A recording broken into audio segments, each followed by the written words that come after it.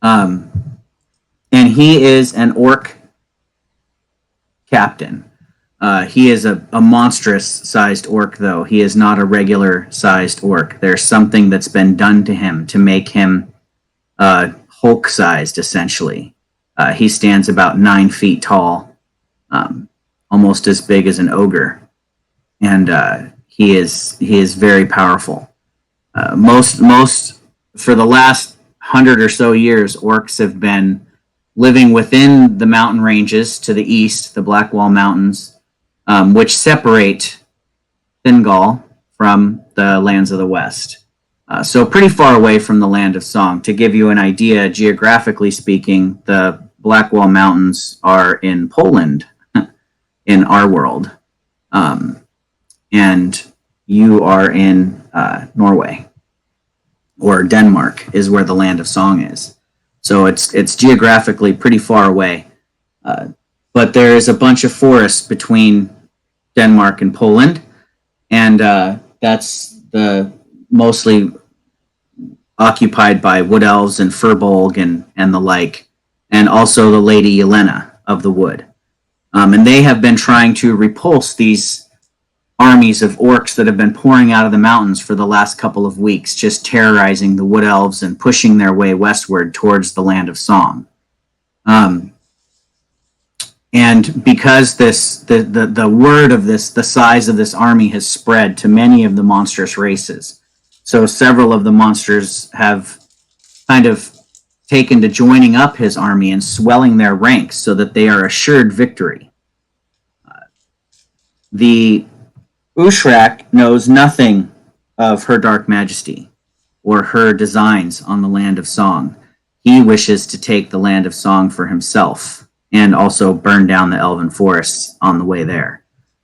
So he is just about total domination. He wants to murder all humankind and force them back into the far west and claim this land as his own.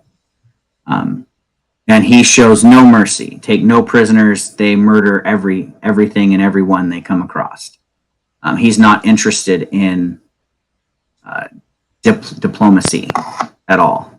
And for a lot of you, that bloodlust is intoxicating. It's something that you all don't have an aversion to. You kind of rejoice in it, just to be able to revel in your various powers and abilities, and put them to use for a good cause without having to hide in the shadows or be secretive about it, or rely on their strength in numbers, and the numbers are swelling. So you get you've had opportunity to do raiding, pillaging, murder, death, kill to your heart's content. You are almost, after a few weeks, drunk from this revelry of bloodlust. All of you have been feeling this elation, almost like a drug. And each time Ushrak orders his armies further to the west, the 7 of you kind of run to the front and hope to get, the first, to be part of the first to attack. You have come to be known in Ushrak's armies as pretty powerful soldiers for your various talents. There are others that have similar talents to yours, but you have been standing out, and you have been all awarded some of the biggest tents with the darkest animal skins, black tents to block out the sunlight during the day. When you're camping out in your armies or with the army, you're in these tents that block out all sunlight so that you don't have to let your eyes be hurt by the sun as you slowly push your way west. But you have all also had a vision, a dream of sorts during the day while you were sleeping. And each of you had the same but slightly different, because the dream came to you from your own ancestors.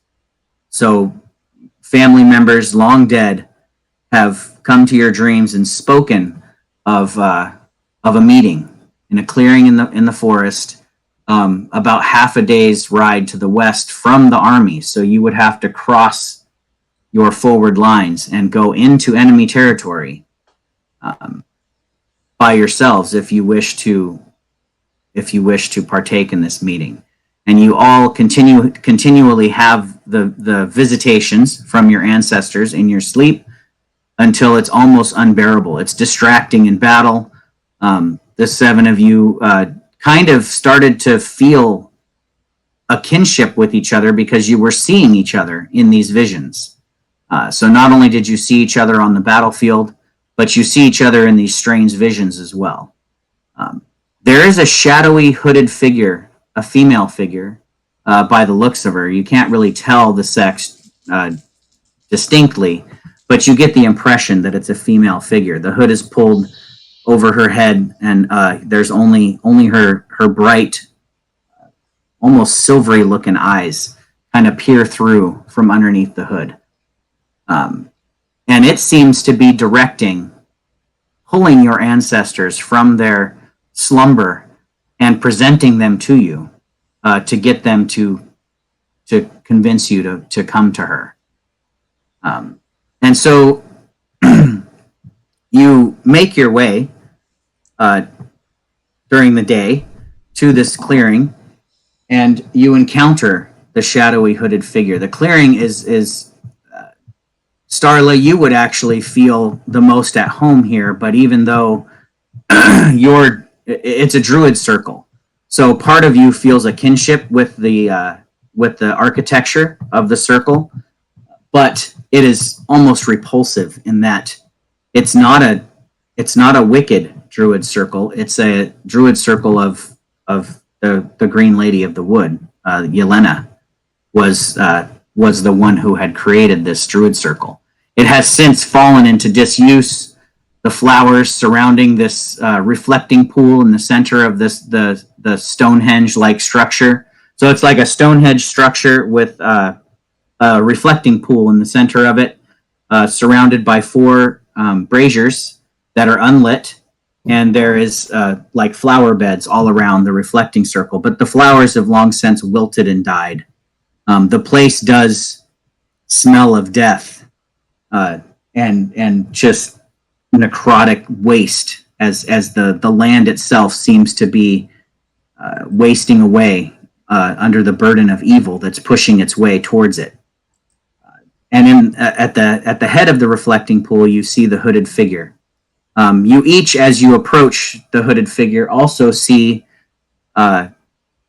ghosts, specters of your ancestors encircling this hooded figure. They are translucent, but you can see them. So they're very ghosty. They're just floating around her, almost as if they're protecting her as you approach. You also hear the whispers coming from them, whispers that aren't audible, seemingly outside of your own minds, as you hear your ancestors saying, "Come forth, come hither, entreat me for just a moment." And the ancestors are bidding you forward as they swirl around this figure. The figure opens her arms and motions to all of you to approach the reflecting pool. As you glance down into the reflecting pool, it seems to envelop itself in a cloud. The water is murky and cloudy, gray and dark, but almost as if it starts to swirl, and the cloud starts to swirl in a circle, almost like a whirlpool all of a sudden. And you all stare into the whirlpool, transfixed by what you're seeing. And she says just one word: maybe. Move you guys to another map.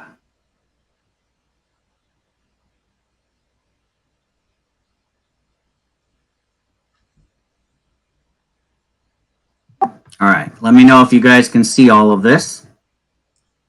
Yep. Yeah. Yeah, don't move yourself yet, Chris. Put yourself back 1 space forward. Thank you. All right, so you guys are all standing in what appears to be a giant cathedral. There is an altar in the center of the cathedral. Braziers are lit on 4 corners. There's torches all around the room. It's dimly lit where you're standing, but the torches provide enough light to see pretty clearly what's going on. There are 4 statues of bulls on the outside of this altar, and the statue in the center is not actually what it appears to be. It's a winged figure. It stands tall, looks almost like an angel, as you would imagine an angel. It stands about 15 feet tall, large marble wings that have that are shining white, but they're dirty. So imagine like if it was clean, the wings would be a bright white marble color. The statue itself is made of silver, as are the bulls that surround the winged creature in the middle. On the far side, you see another hooded figure. You can't quite make out whether it's the same hooded figure that you're talking to now at the reflecting pool, but there are some similarities. It seems to be of the same height. The robe seems to be the same. You also can't see its face. If you could all do me a quick favor and give me a perception check with your 9th level characters as you stare across the altar at the figure. With a -1, a 14 is not bad. No, and Twitch, did you have advantage on perception for some reason, or Dahak as well? No, I just didn't incorporate. Oh, you just didn't do. Okay, that's fine. It was an accident. We'll just take the first number. That's fine. Mine doesn't give me the option to switch. You have to turn on and Toggle. the goggle. Yeah, you can turn on. I had to figure that out myself. Turn on and what? Well, the cog wheel, gear wheel. It goes And then cool there's a- spells, and then and just under the NPC, which is there should be roll queries, advantage toggle, and it'll give you go to that. It'll give you an advantage, normal, and disadvantage, or you can select how you want to. Mark's going to be really happy that I'm playing his character already. That's my first roll. Oh, man. Solid first roll, Terrar. He's distracted by my beauty. It's okay. All right, so Surikith and Starla and Dahak, you all notice this feature on the forearm as the being that's reaching towards you in this vision of the hooded creature. You see, if you zoom in on the figure, you can actually see it. But there's tattoos on her forearm. These tattoos are all dark black, and they seem very thin and intricate, almost as if something has carved into her flesh. Symbols of an arcane nature. You can't make out from this distance, of course, what the symbols are, but it stands to reason that if you were to see these same symbols on someone else, it could lead you to believe it's the same person.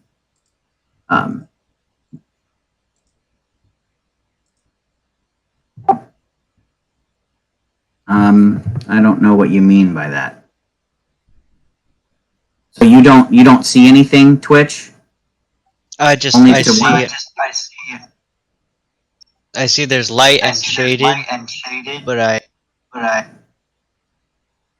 So she is in dim light. She's in the middle of all the light around her, so she should be kind of shrouded in darkness a bit. It's Twitch is also surrounded in dim light as well. Oh, from my point of view, it looks like bright light all around you, but let me see if I did it. No, I guess there would be dim light in the center of that area. I have like centimeter bright light around me, and that's about it. Yeah, okay, so what I did, that's realistic. So you all have dark vision. However, dark vision does not give you the ability to see in darkness. It gives you the ability, the darkness is dim light is bright light. So what I did is I set your tokens to have sight, and you emit light up to your dark vision amount, but the beginning of the dim light starts at 0 feet. If you're in bright light, the light of the room will override your dark vision. You'll see because there's light in the room. If you're in dim light, then you will see as if it's dim light. Or I mean, if you're in darkness, you'll see as if it's in dim light. Okay. So if you are 40 feet away from a light source right now, all these torches and braziers are lit up to 20/20. So if you're in the very center, you would actually be in absolute darkness, which means you should see only dimly around you. I'm hoping that's how that's working. I can't quite tell because to me That's what it looks like. lit up. Yeah, I can see just dim. The figure raises its hand, and in the hand, as the robe falls down, this is when the three of you notice the tattoos on the arm. In her right hand, she holds up an object that is a dodecadon. I think I'm pronouncing that right. It's a 12-sided prism-like cube thing. Not a cube, though, because it's 12-sided. It is made of silver and gold, like a gilded cage, and it has emeralds implanted in the center of all 12 sides. She holds it up and she waves her other hand over it, and then she starts to move away from the altar. And we're going to roll initiative. 9th level initiative. What's that? I said 9th level initiative. Oh, that was a garbage initiative roll. Ouch. Yes, these are your 9th level characters. You are basically seeing what could be. I got to roll initiative for my character too. So if we kill future. if we kill her now, campaign's over, right? Sure. This particular timeline's campaign's future is.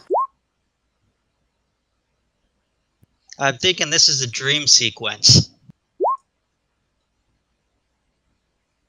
It's more like you're staring into a crystal ball and seeing a potential future. Is what you're doing.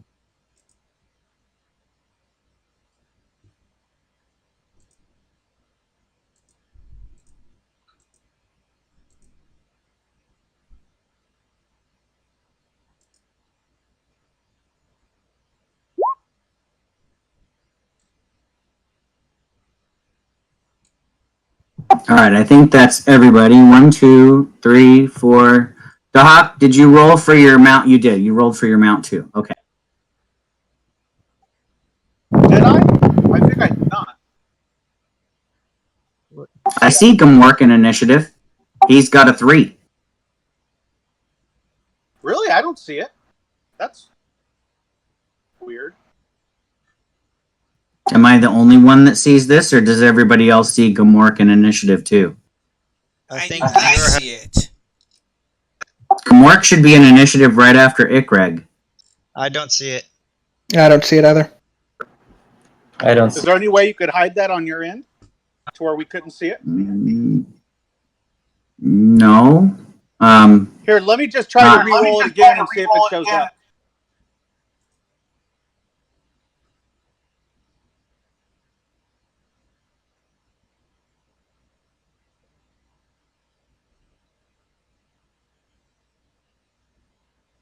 It showed up for me. Does it show up? So now I have 2 Gumworks in initiative. I only Okay, see the I'll just- 4. That's weird. All right. Well, I deleted the 3 that's showing on my side. This is fine. Let me see who else is tied. That's fine. Unless Drepix or Twitch, do you care who goes first, or should I just leave it like that? You can leave it like that. And then Ikreg and Gumwork also tied. I'm assuming that's okay to leave it like that. Yeah, I'll go ahead of Gumwork. That's All fine. right. So without, and I'm doing this on purpose, you have no idea why you're here, what you're doing here, who the hooded figure is in front of you, or what that object is she's holding in her hands. But she's obviously doing something magical with it. And in your mind, you are all screaming the word, "You bitch!" And that's where we're starting, like, or whatever you would equate to bitch, as in you feel an intense amount of hatred and anger at the robed figure in front of you. So Starla, you are the first to react to "you bitch," We're gonna wild shape giant constrictor snake. If you got a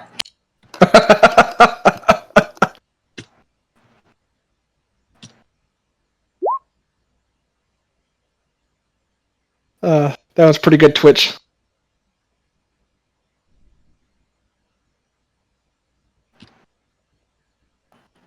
are you able to hear? Yeah, I'm creating it right now. Okay.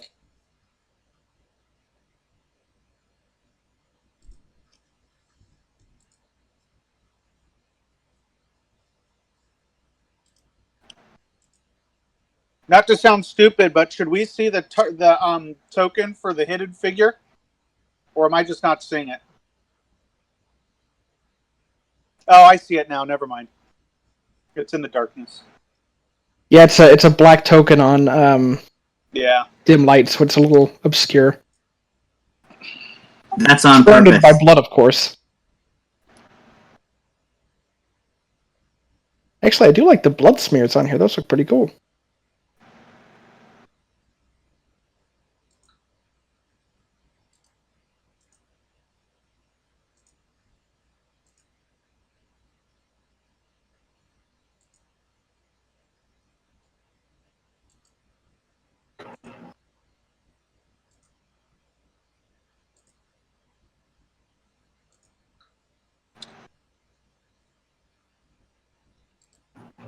And then we are going to start heading over that. All right, so you should have control of that. I didn't add anything like hit points or anything to it. You should be able to edit it now to add that stuff if you want during the course of the. How would you like to do hit points? Would you like me to roll? Would you like me to take the bait? You can roll, and if it's higher than the base, you can keep the higher amount.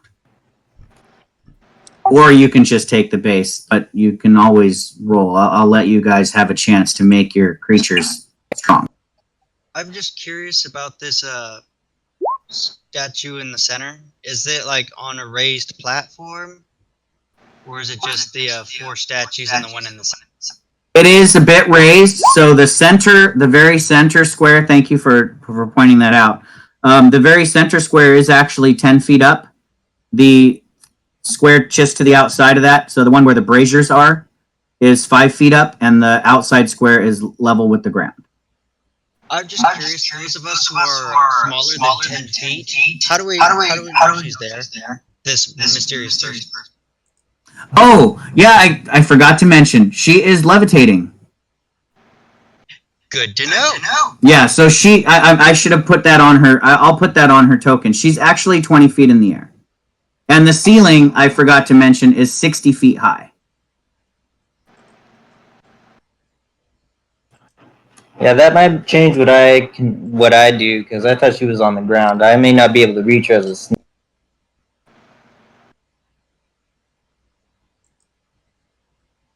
Wait, how high is she again? 20 feet.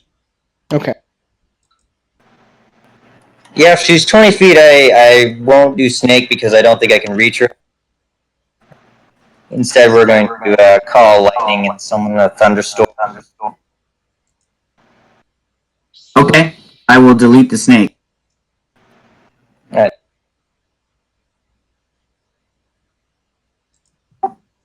Yeah, sorry, I forgot to mention, she's hovering above, so she is actually kind of behind the statue as well, but you can see her. The statue's not providing any cover because she's far enough behind it where you could just kind of lean your head to the side and see her. But she's hovering up, almost as if, imagine, you've all seen Game of Thrones, I'm assuming. So imagine the scene where Daenerys, it has the dragon wings behind her as she's walking forward. Essentially, this is kind of the opposite. She's above the angelic statue so that she's looking down with the wings in front of her, almost.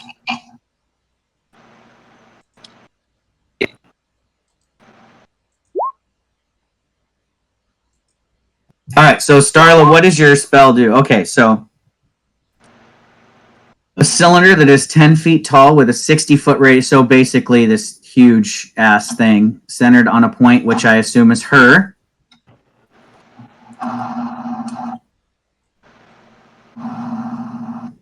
And I need to give you a dex save right now. As soon as you cast it. Okay.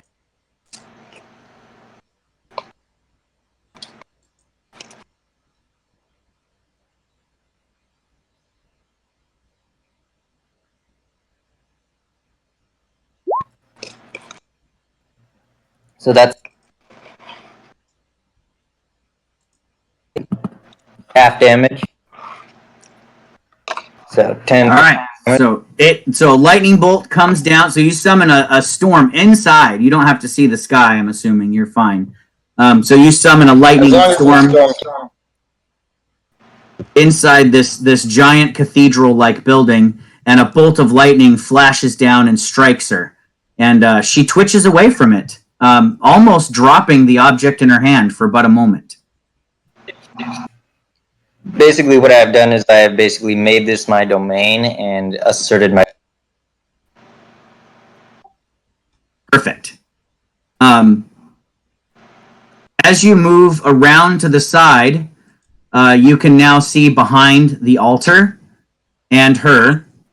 So as you round that side of the altar, you actually look behind her, and you can see what appears to be a doorway behind her, and it looks as if the center, it's actually just two pillars, and in the center of it is a greenish glowing portal.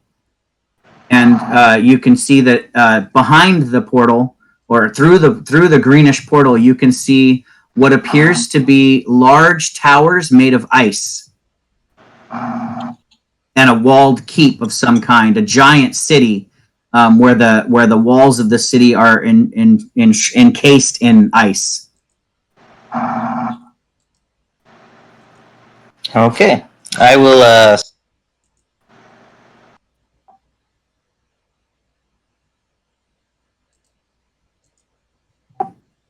So that ends your turn there. You move there. Yeah. Cast Yes. your spell. Yes. Okay. The rest of you don't see the portal just yet. Only Starla can see it because it is on the ground. Terrar. I do not know how to play Mark's character, so give me a second. I'm probably going to rage.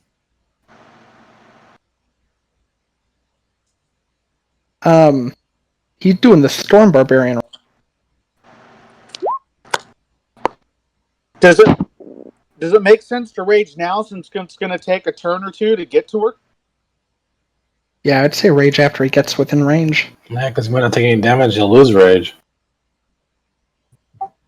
Well, he can move 80 feet. That's a big. He has 40 feet movement speed. Yeah, you're right. I guess I would just. I really hope I'm not forgetting all of his abilities, but that's kind of his fault for not being here, I guess. I'm going to. Oh, what's this long-limbed thing? Hold on, let me see. That gives him an extra 5 feet of reach. Yeah, it's just for attack.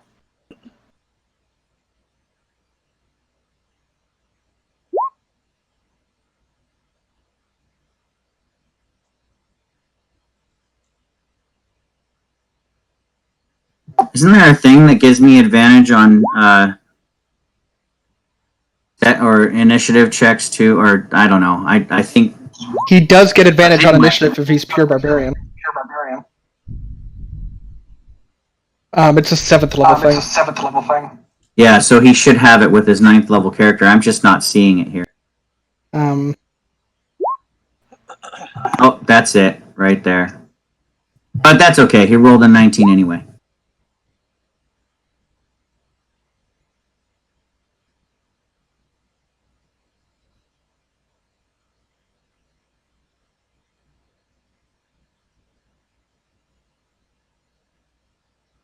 All right, so he races around to the outside, brandishing his weapon, and is just charging towards the hooded figure that's up in the air. I don't know if he has any ranged weapons, but he's got his weapon. He's going to just try to throw something at her if he gets close enough, but he just double moved. All right, Sir Kith, it's your turn. Okay, then she's gonna first say, "Why so bashful? Why don't you come out and play? Well, enjoy my tender caress." And then I'm gonna move up a little bit. 1 second.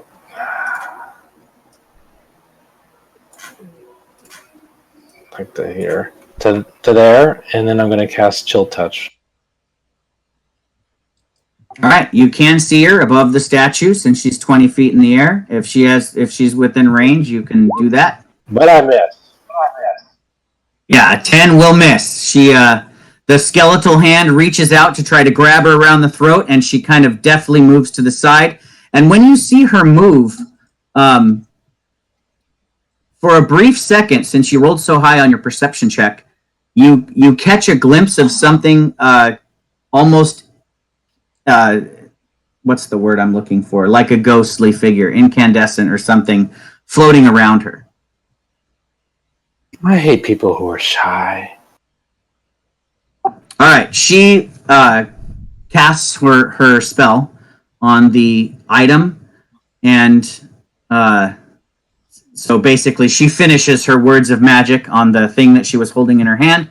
It glows almost like sunlight. It's just bright. Almost for a moment, you all kind of turn your heads to the side to block the rays coming out of this device, and then suddenly the altar of the angelic being cracks and shatters.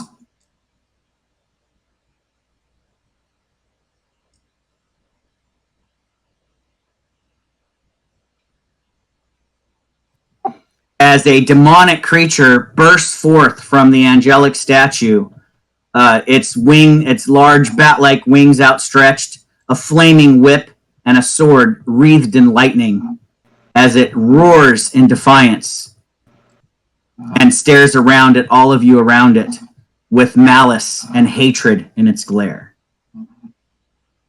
Well, aren't you a sexy one?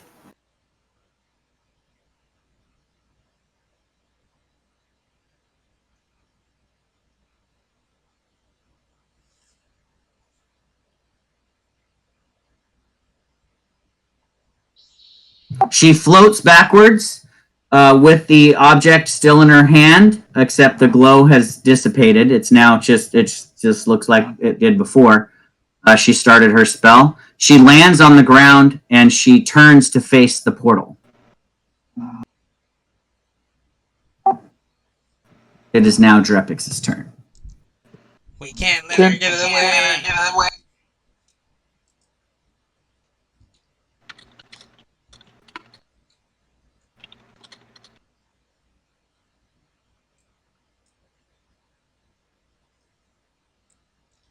Got a bonus action dash.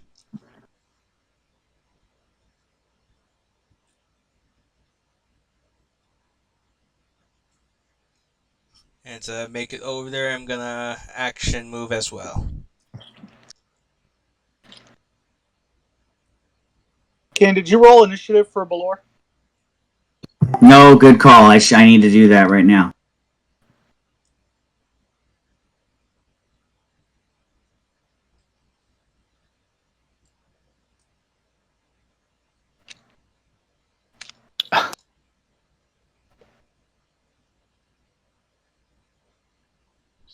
You're welcome. Don't attack me first.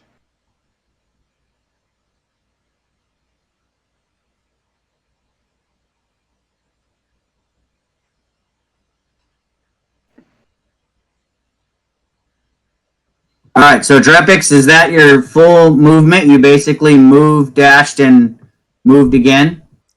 Yes. Okay, so you get closer to the figure. Your perception roll wasn't quite as high, so you can't make out any detail. The figure just looks hooded and strange, but obviously it summoned something or released something. Saving face thing and got 9. Oh. Okay. All right. It is my turn. Actually, did we skim Twitch? You cannot. Did we what? Twitch. Oh, yeah. Twitch gets a turn.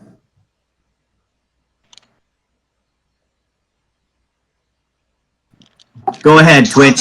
Sorry, I did skip you because I went straight to Drepix and forgot that you guys had the same initiative.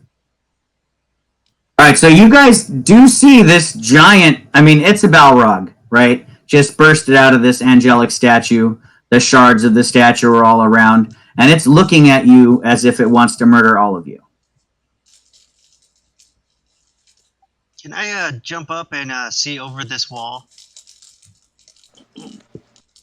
It's not really a wall. It's a 5-foot step, so you can see up there.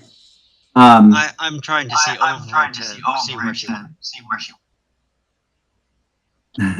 What is your jump height? Your jump height is equal to your strength modifier plus 3. So I can jump 2 feet. There you go. So you stand about 3 feet. So I'll say that if you jump up in the air, you could catch a glimpse of her. I can kind of tell where she is. Yeah. Oh, you cannot get away that easily. Hang on. This is his calculations in his head. So he's still not quite. He's going to. Let me just do a little bit double checking.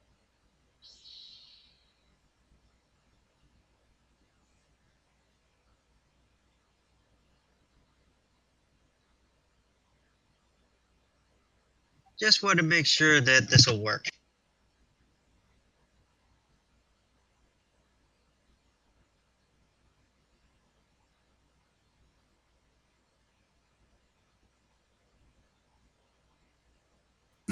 You're gonna throw some lightning at her too? Oh, it's even better. I will. I'm going to use 1 sorcery point to cause this to be a distance spell. And he is going to have, he points 2 fingers, and 2 arcs of lightning will arc over and in front of her, and then he's going to trace this line across in front around her.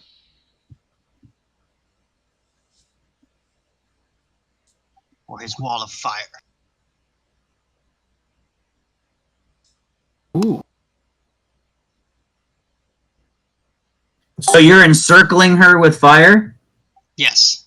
He draws a circle with lightning, and then it ignites in fire.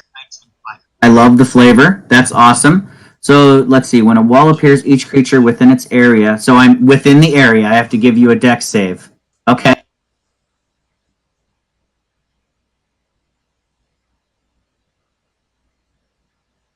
You succeed.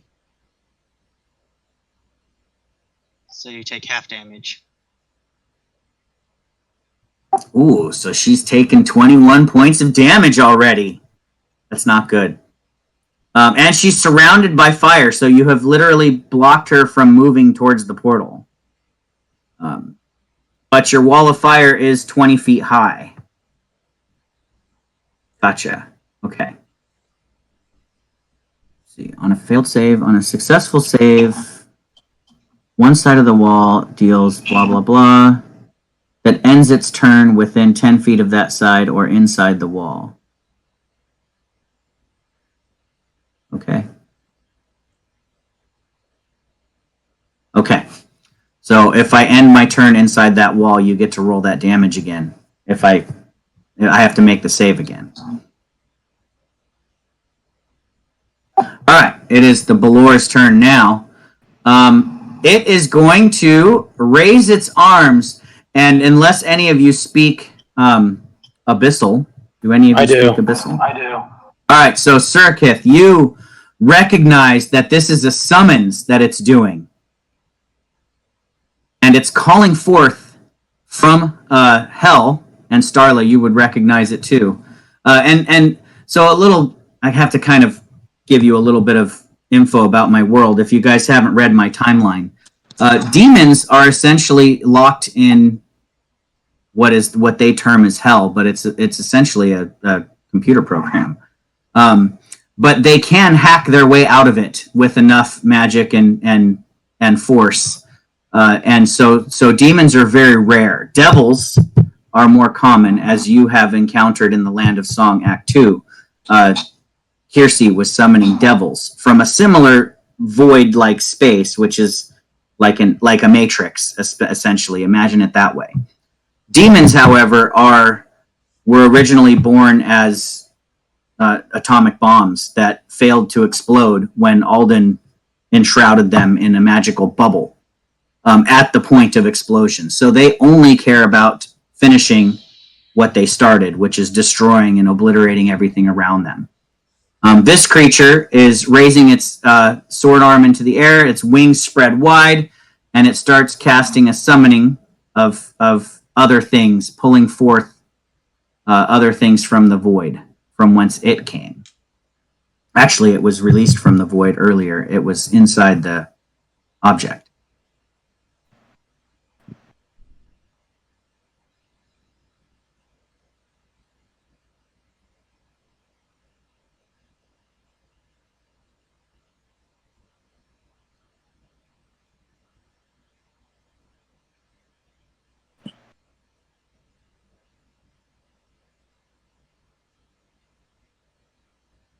All right, so from around the braziers, you see creatures stepping forth from a blackness that just kind of appears. I'm going to move them to the...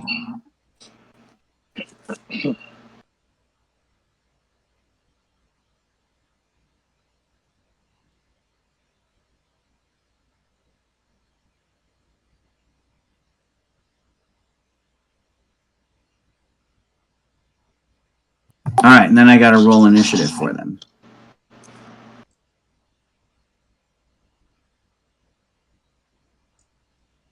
Were these the 4 statues that were surrounding it? The angel-like statue? Well, the statues were basically bulls, but no, a Balor has a once per day, it can summon other demons. All I did was choose the demons in advance. I picked the weakest ones it can summon, and it gets to summon 1d8 of them. So that part is just, I knew it was going to do this on its first turn. I was just picturing that he was awakening the other 4 demons around him. That would have been cool if I had thought of that. I like the idea, but I didn't think of it that way.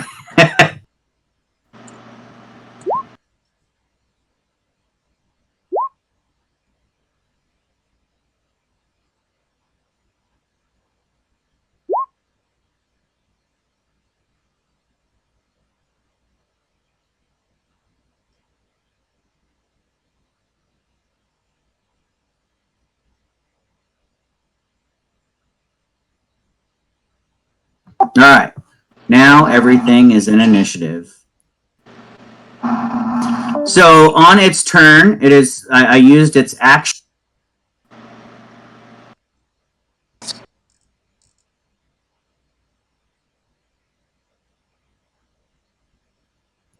It is going to flap its wings and fly up into the air, 40 feet up and forward.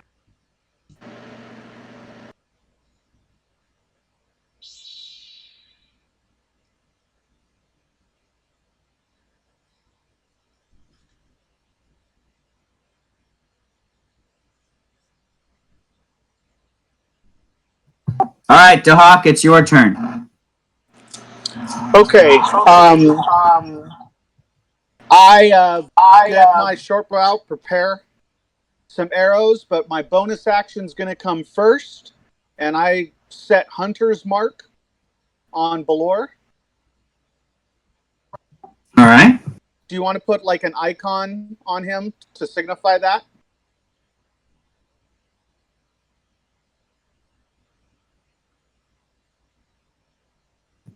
He's got a target. Cool. And 40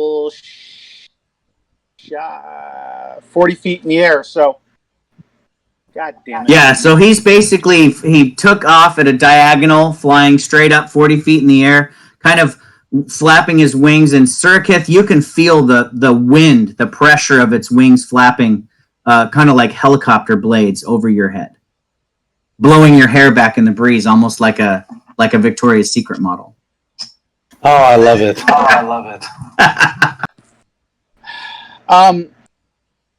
Yeah, let me change that. Take the mark off. Put the mark on the Vrock by Starla. You said he's 40 feet in the air, though, above me? Okay, because Yes, he's 40 feet in the air above you.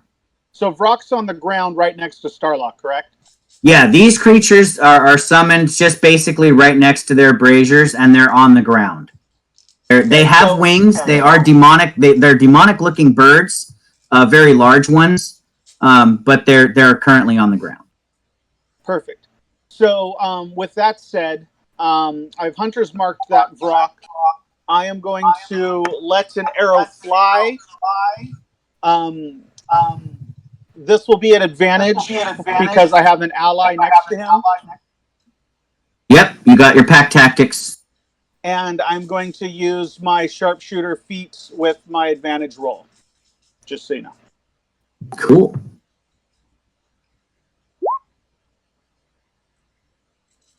Does the 17 hit? It does hit, so your arrow strikes true, piercing the demon's shoulder. So that's going to get, hold on,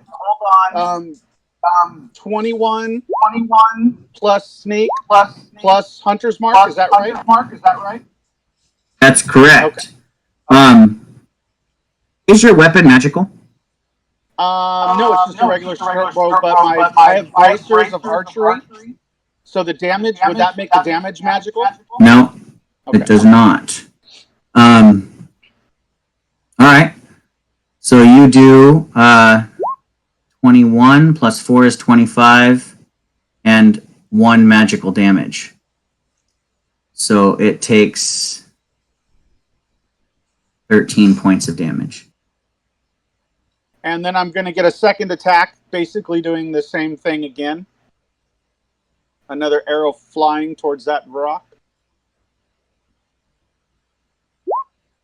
Oh. All right, so it kind of dodges to the side as your arrow skitters along the ground right before it. Yeah, just note you can add Hunter's Mark to your second attack, but not sneak attack. Correct. Thank you.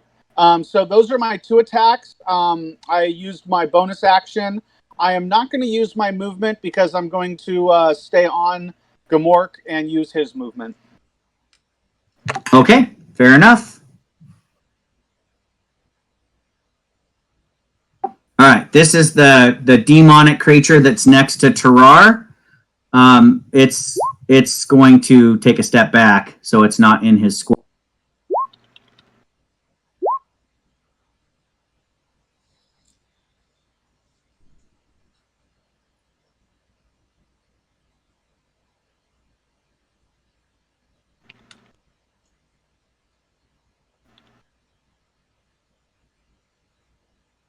All right, it is going to do its stunning screech.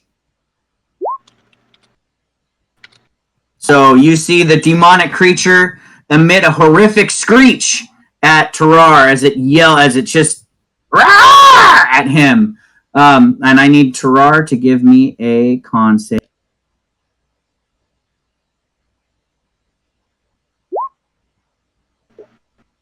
All right, so Tarar turns towards the creature and yells back, even louder, and he is unaffected by the stunning screech. And that will end its turn. It can do that once per day. All right, Craig, it's your turn. Heyo. All right. So he's You just heard a horrific shriek from the other side of the room, and then a barbaric roar back in its face. So Baylor's 40 feet in the air, right? Yes, he is 40 feet in the air above you.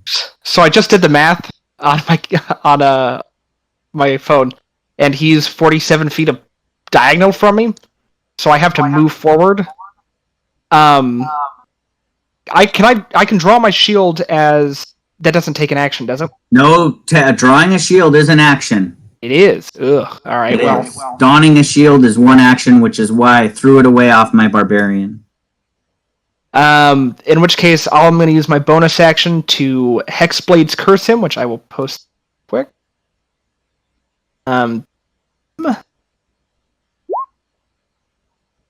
So my Hexblade's Curse, it's automatic. It lasts for a minute. Does not use concentration. And I get a bunch of bonuses. And then as my action, I'm going to cast this spell on myself, which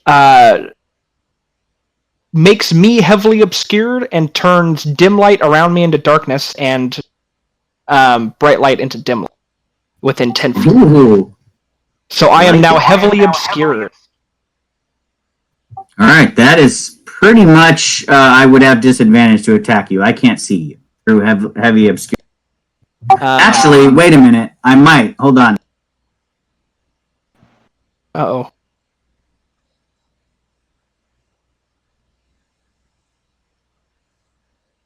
$15 feet.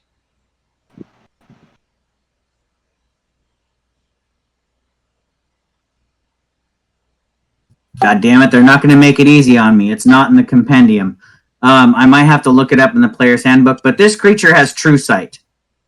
So I'm wondering if I can still see you, but I'll have to look it up on. I'll look it up on his turn or while we're Okay. in between turns. But for now, I can't see you. You're wreathed in fire. So that is my action and bonus action, and I will remain here, assuming that I can't get hit. Well, at least he can't hit me easily.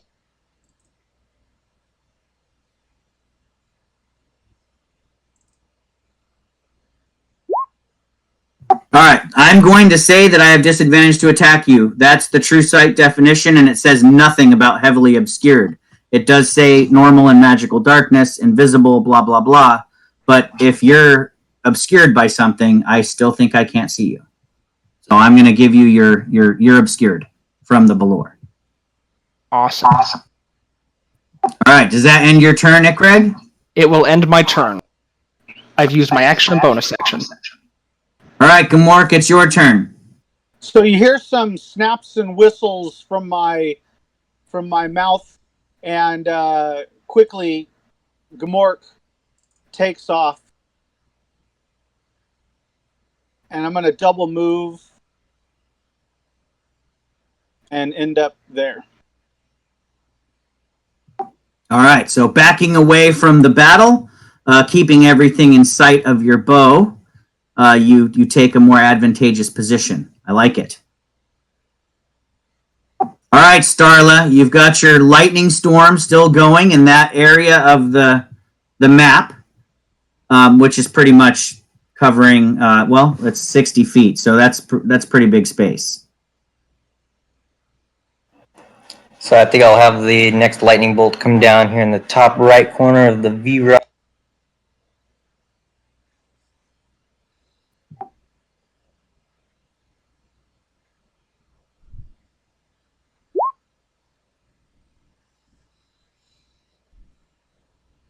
Is it a 60-foot radius or 60-foot radius? So 120-foot box. Okay, yeah. I'm just going to say you can pretty much hit almost anything in the room. So who are you hitting? The one next to you?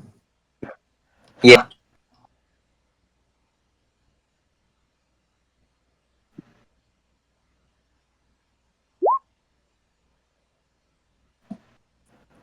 So it'll take all 25. All right.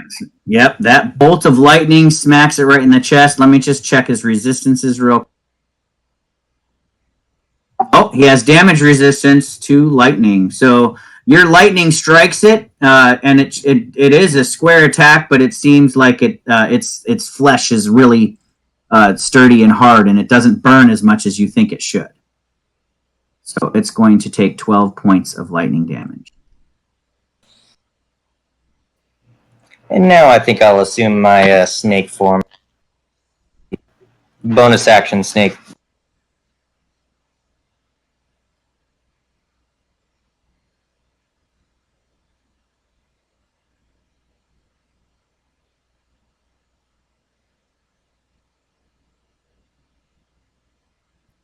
All right, there you go. That's fucking huge. I love it.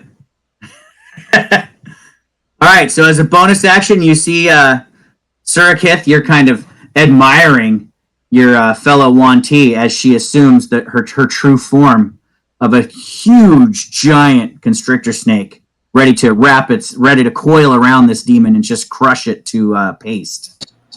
Yep, that will be my turn. I will. All right, Tarar is now going to rage as a bonus action, and then I'm going to recklessly attack the thing next to me.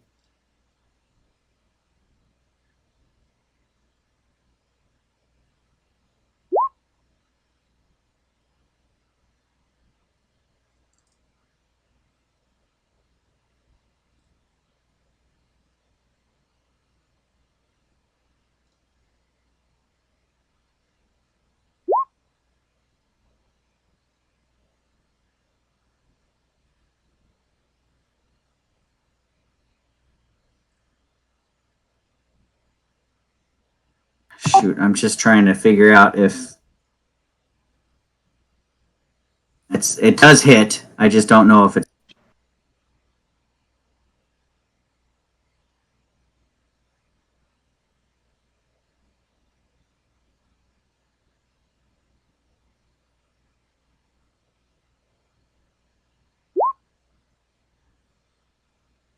Oh, no, his magic item is a ring of jumping. Okay, gotcha. So he is going to attack it with his Morning Star.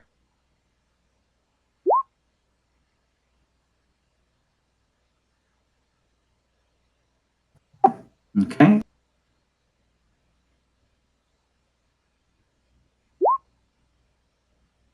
And he's going to attack it again. Getting a crit!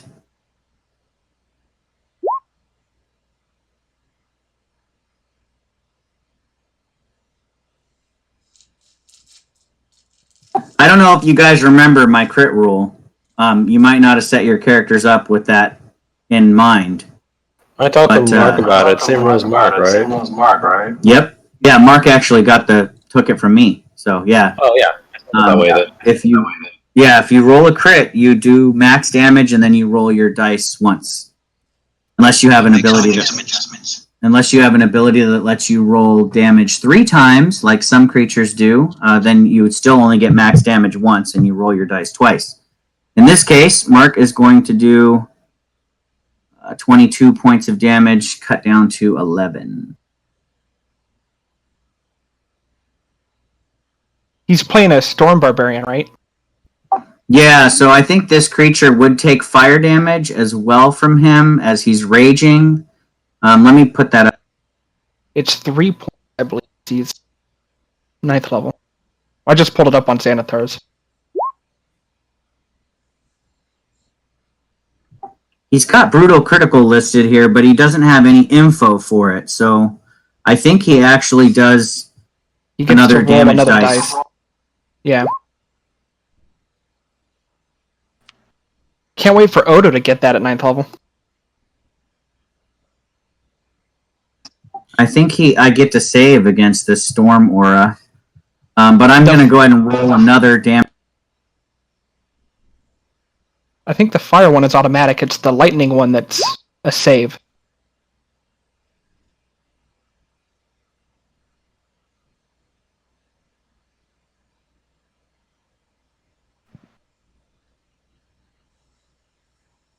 All right, and this creature is also resistant to fire, being a demon, so it's only going to take 1 point of damage from the.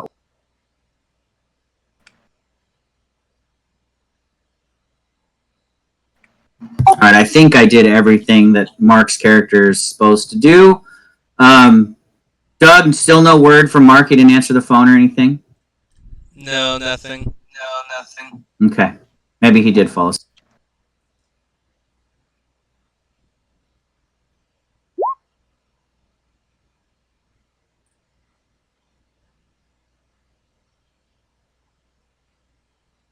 He can just touch shit and set it on fire. That's pretty freaking funny. All right, so I need to put some symbol on him saying he's.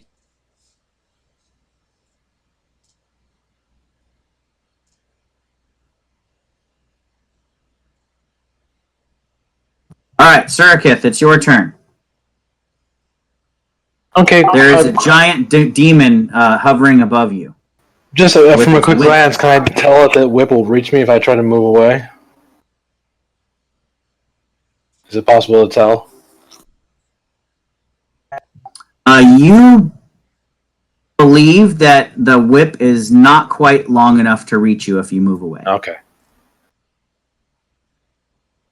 As much as I enjoy your company, I think I'll move elsewhere.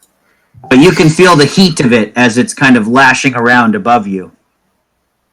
I'll move there for now. I'm gonna do my chill touch again on this creature. All right, so targeting one of the Vroks, you do chill touch. I'm rolling so low today. All right, this time the skeletal hand does also miss this creature as it bats its wings and knocks the hand away. And as a bonus action, I'm going to summon my spiritual weapon on it. So I'm going to do. That's going to be the attack, but it's going to be It's going to be a dark whip with a curved blade at the end.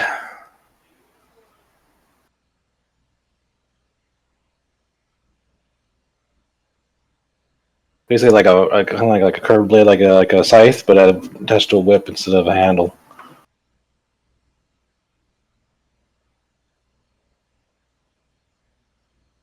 And does a 17 actually hit the Vrok? It does. Hold on, I'm giving you an image for this thing.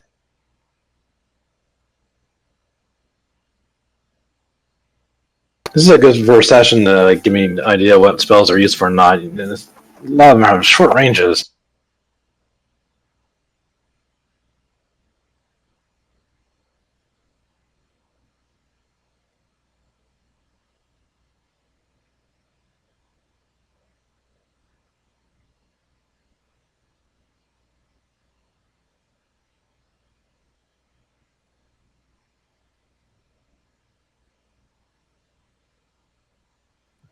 Okay, put this in Chris's folder. Ha, it's called a xenomorph whip.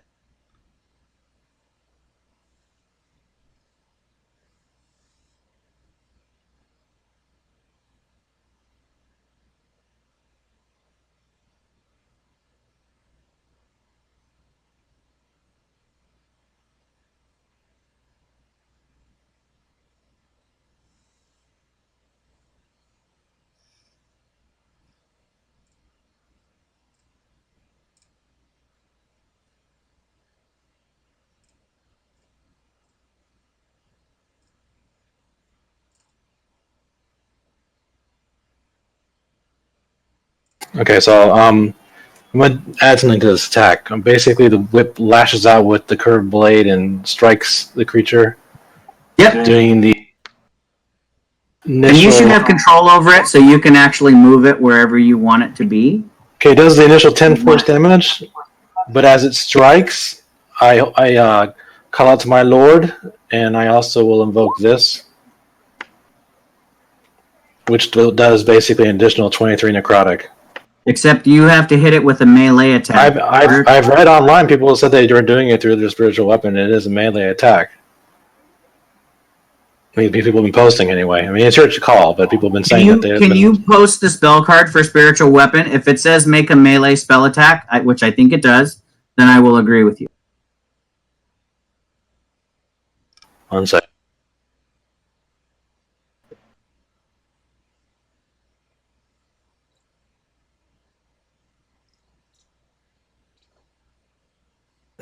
Second, sorry, I'm trying to find the stupid description again. But for now, it does necrotic damage, and you're doing 10 force. So let's see, how much... Yep, melee spell attack. All right, I agree. I will allow it. I think that's right. Nice. That's a nice combo. I would have never thought to do it that way, but that's perfect. So the damage equals 5 plus twice your cleric level. So your cleric level is 9, right? So that's 23, basically. So 23 plus 10. 10, yeah. So it gets wreathed in darkness as it strikes out. 33 points of damage.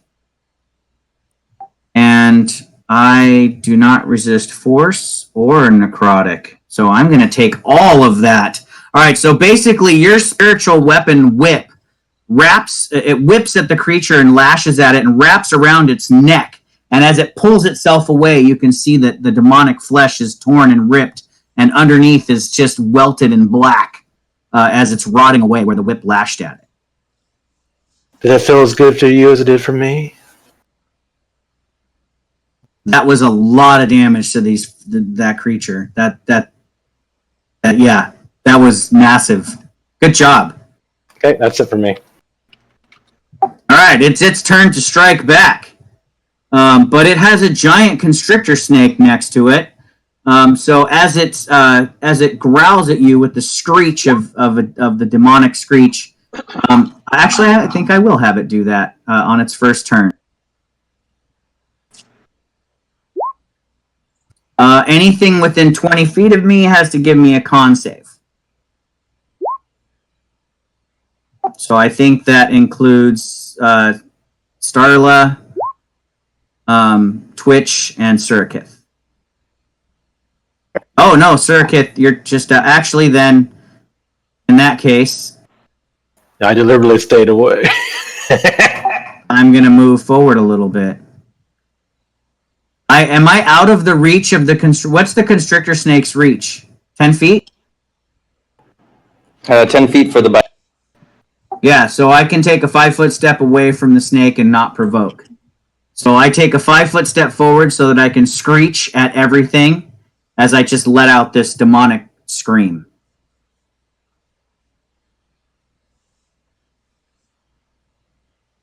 So I need con saves from Twitch, Surikith, and Starlight.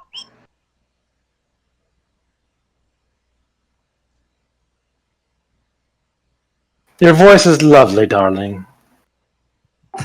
Nice response. Twitch, you are stunned until the end of my next turn.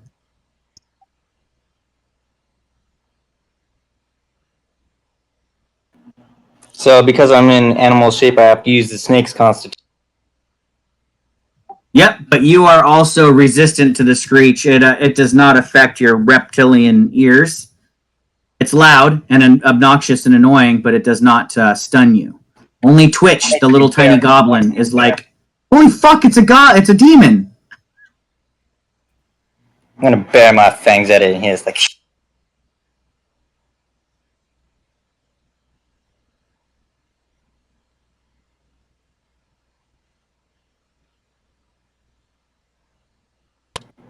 So now you've moved out of my reach. I'm trying to move that whip to the front, but I can't. For some reason, it won't let me move it to the front. I'll so, back a little bit for you. Yeah, well, or you can move it up. There? I mean, it is spectral, so it doesn't... I mean, we can step through it, but just so we know where it is. Yeah, I'll just leave it there for now. All right, it is the Vrok's turn that's next to Drepix. So it is also going to do its screech at Drepix. Ah, why so loud? Oh, I'm still set to Terrar. How funny. Terrar's doing all this stuff. Nice! You guys are just rocking these con saves. So these demonic screeches, I've used them all. They're once per day. I can't use them anymore, and I only stunned one goblin. That is my action. I am going to fly up to confront. Not really flying. He just kind of wobbles forward almost like a penguin with his claws and wings outstretched. And you can retaliate to that now, Drepix. As he screeched at you and wobbled forward, what do you do? My eye gives off a weird purple glow as shadows wreath around my free hand.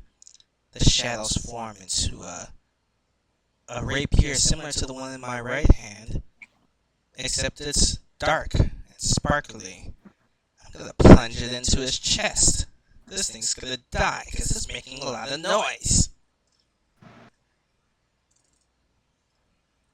It's a second level spell called Shadow Blade, and if there's anything I'm attacking that's in dim or darkness, I have advantage with the attack.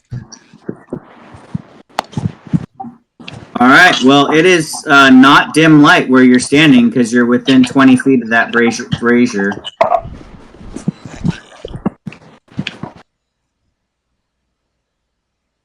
That's good to know, though.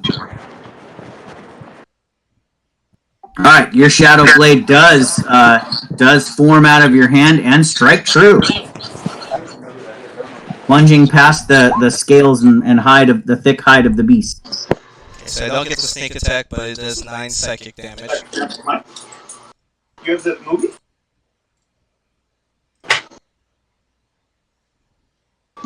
I will then. And doing psychic damage makes it a magic attack. Is it not a? It's not a magic weapon, but it becomes magic when you do this or something. It's magic. Like It's not my actual rapier I'm hitting it with, but one I made of shadow. Perfect, like a warlock's weapon. It's considered magic. Okay, I took all 9. And then I'll It shrieks in pain.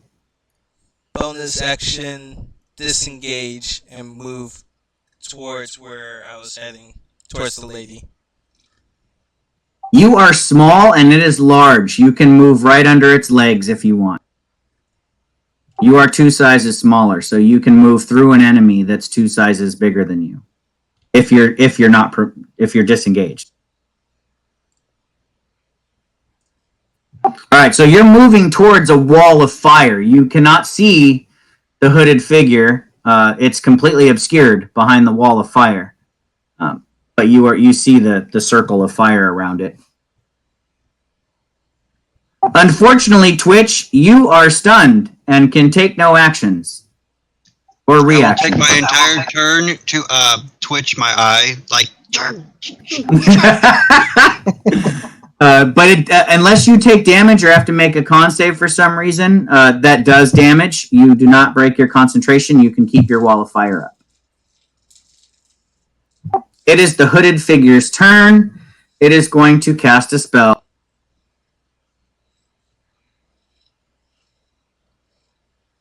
Actually, it doesn't need to cast the spell. It already had the spell cast. It just needs to maintain concentration on it.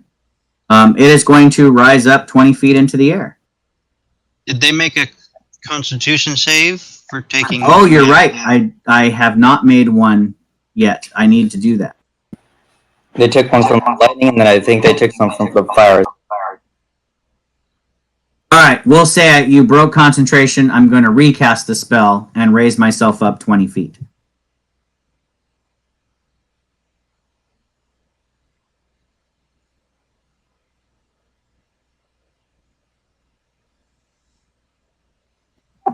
I'm at the top of the flames. I'm 20 feet up in the air. The flames are 20 feet high. So am I still in the flames?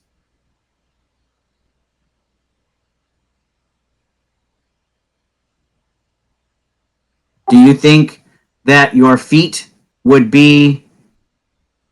Yeah, well... Yeah, if you're 4 squares up, then your foot is on the top of the 4th square. If something is 20 feet tall, its top is at the top of the 4th square. So I think I'm out of the flames. I would agree with that. Because if I was doing it on a grid, I think I would put 4 dice. I would put 4 d6s underneath me if I was 20 feet up. And the flames would be 4 d6s tall. So yeah, my feet are at the tippy top of the flames. So I will consider myself out of the fire for purposes of not ending my turn there. But that's my action. And then I think...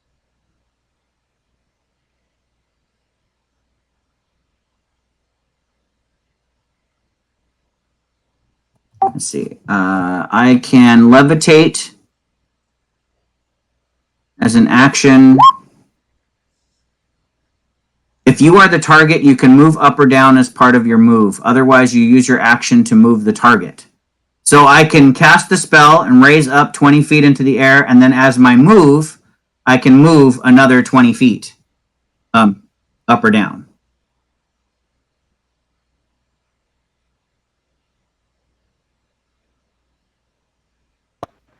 So how high is she now?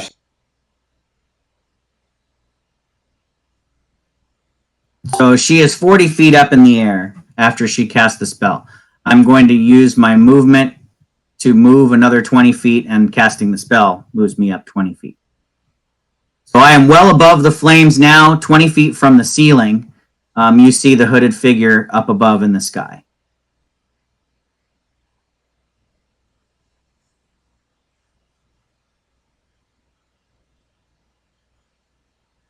All right, the Balor. Oh, here we go. Now that all my summons are done.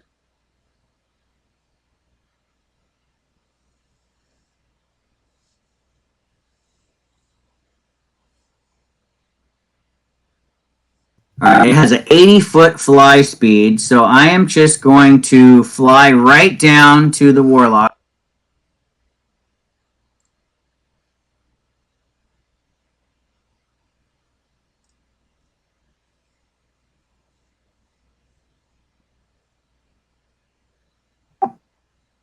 Yeah, so I am seeing basically the Warlock shrouded in flames, and I am going to use my sword. I think that's what I'm going to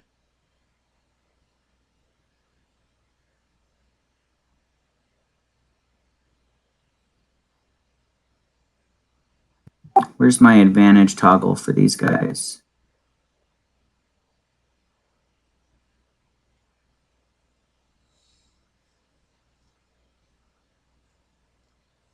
All right, so I'm giving myself disadvantage to attack with my longsword against you, Warlock. All right. And 18. All right, I'm going to do two things. One, he takes an automatic 2d8 necrotic damage for hitting me with my Shadow of Moil activated. Which I don't think is a reaction. Let me read this. Put it. In addition, whenever a creature within 10 feet of you hits you with an attack, the shadows latch out and deal 2d8 necrotic damage, so it's automatic. The second thing I'm going to do... all the time, or is that just once per day? How does that work? That's while the spell is active. Oh, because you cast the spell of... this is the thing that's around you. Okay, gotcha. Yeah. It lashes out with that creature's... I do not resist necrotic, so I will take all 13 of your shadow damage.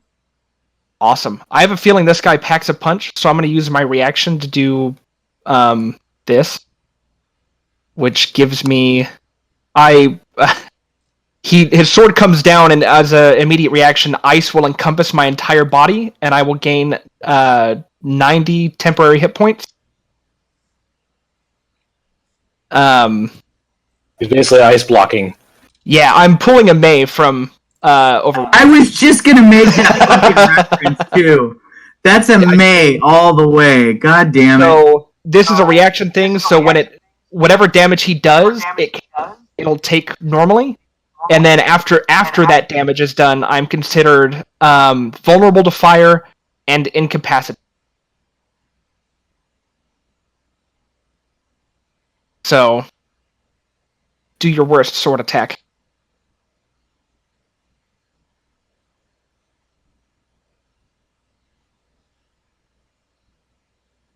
That I just looked up incapacitated to make sure.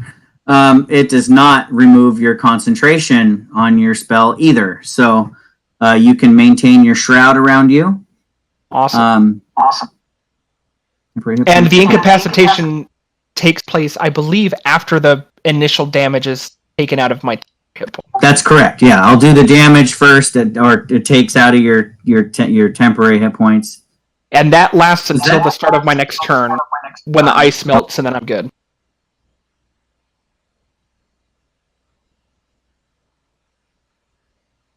Oh, at the end of my. Yeah.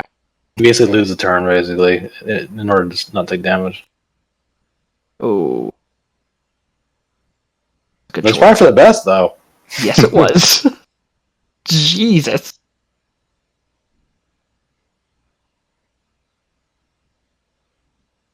Why is it giving me the damage twice? Let me see. Oh, good. Oh, good. It's not the actual attack.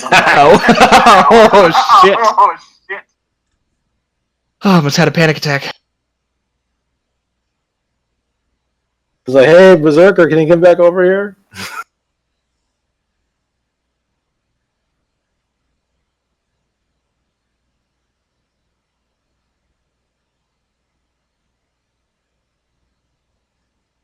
All right, that's straight from the compendium. I have no idea why it's adding all that damage together. But it's supposed to do 3d8 plus 8 slashing, which is the 20. Plus 3d8 lightning, which it looks like the 15. Oh, if the Belor scores a critical hit, it rolls damage dice 3 times instead of twice. Okay, but I didn't roll a crit. Even the 26 isn't a crit. It gets plus 14 to hit, so a 34 would be a crit. So I don't know why it rolled all those dice. But it's 23 plus 15, lightning. So 23, 33, 38. 38 total damage off of your 90 temp hit points. So it does not hurt you. So it cleaves into the ice. Yep. It just takes a chunk of ice. Cool. I still have 52 of those hit points. In a rage, though, it is going to lash its whip out. It can attack something within 30 feet of it. Not me? I am going to... Yes! Twitch is incapacitated, but that just seems evil, so I guess I'll attack Surikith. The thing is you go, Twitch is incapacitated, but that would just be evil. So I'm going to attach Twitch. Is this a monstrous campaign? I totally expect you guys to not have mercy on me, but I'm going to have a little bit of mercy.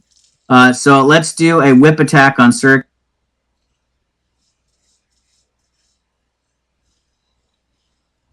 23. Well, 23 hits. So I do some damage, and then I need a strength saving throw, or you get pulled up to 25 feet toward. It does 21 points of slashing and fire. And then I need the strength saving throw. That is a fail, so you move 25 feet towards me.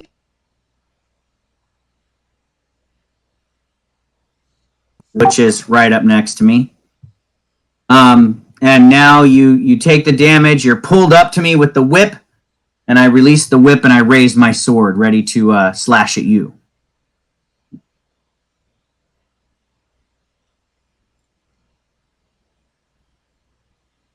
That will end my turn. That's a movement, and my 2 attacks. So the Belor's turn is over.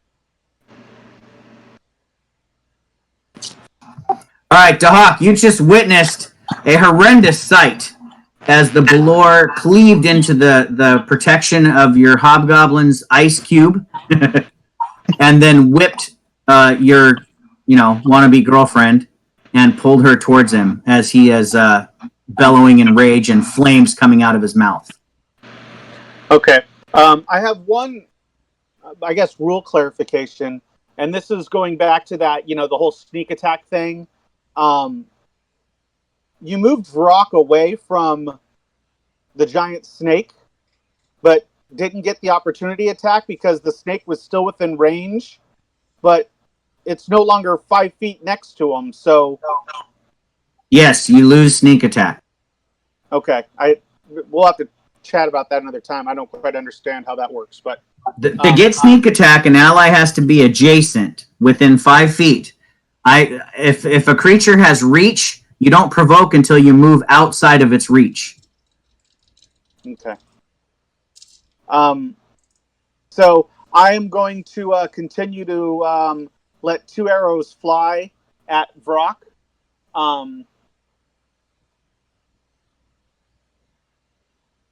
And I'm going to have to do that as normal because I don't have the bonus of having an ally next to him. Does a whip count as an ally? No. It does not. So, doing it without sharpshooter, just basic, normal, with the hunter's mark. Here's the first. Does 15 hit? A 15 does hit.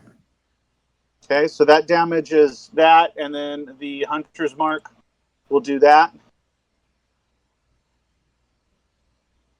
And then the second attack is normal as well.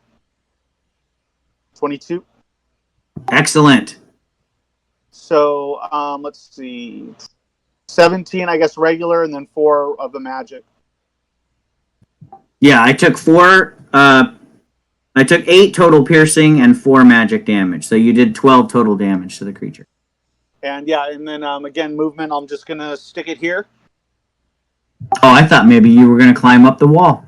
Well, no. That would be Gamork who would do that. Oh, right. Gotcha. All right, so you are there, maintaining concentration on your hunter's mark. Yep. It is the Vrok's turn up next to Terrar.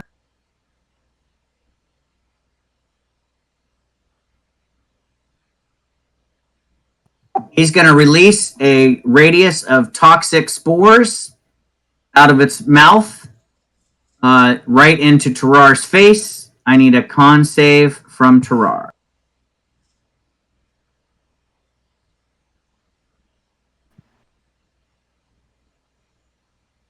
Of which he is fine.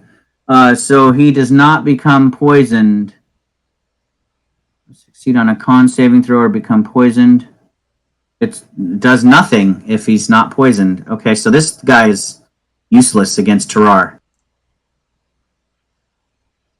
And that is his action. It's a recharge ability, so I need to mark that I use that. Alright, so it is Ikreg's turn.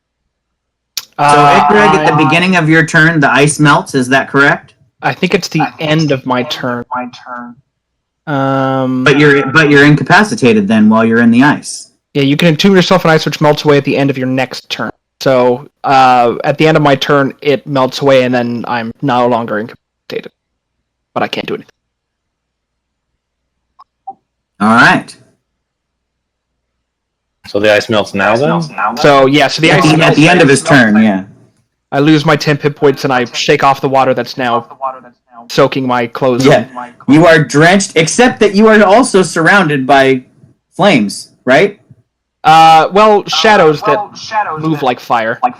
Okay, gotcha. Oh, I like that even better. God, you were really warlocky, dude. I have a lot of cool warlocky stuff. I went all in on this. I do wish our pretty team badass. was there across the room. All right, so at the end of your turn, so yeah, you remain incapacitated, so you just can't really do anything except maintain your concentrations. Okay. Yeah. Gamork, it's your. Yeah, so again, some whistles and snaps, and Gamork's going to stay on the ground, moving just his 30 feet to that spot.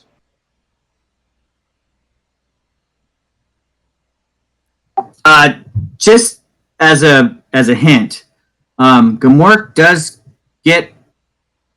Oh no, you're a Beastmaster, so he can only attack, dash, disengage, or dodge, right? He can't take a full turn of actions. I don't think he should actually be rolling initiative. I think he goes on your turn. If he's a Beastmaster, no, it's the same as Stallion. Yeah, he would be able to bite and attack and do things like that as well. No, because a Beastmaster has to give up one of his attacks to have the beast attack. Your beast doesn't attack unless your Beastmaster gives up one of his multi-attacks to have the beast attack. I see what you're saying. That part is true. I'm just playing a variant version.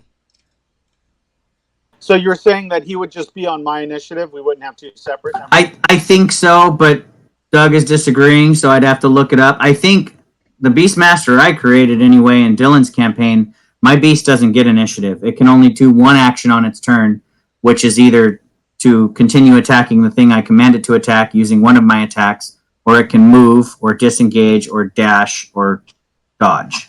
So I was going to say, if it's not using an action, you could always take the dodge action, just in case I'm going to attack you. Then I would have disadvantage. Yeah, Doug plays a variant, so I think you're right. Yeah. So your beast takes its turn on your initiative. Yeah. We'll do that next time. Use your action to verbally command it to take the attack, dash, disengage, dodge, or help action.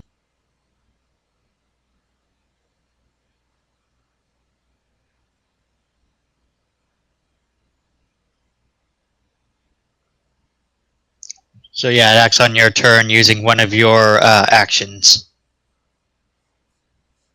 So basically, I just took Gamork out of initiative. So you on your turn, you can command him to move.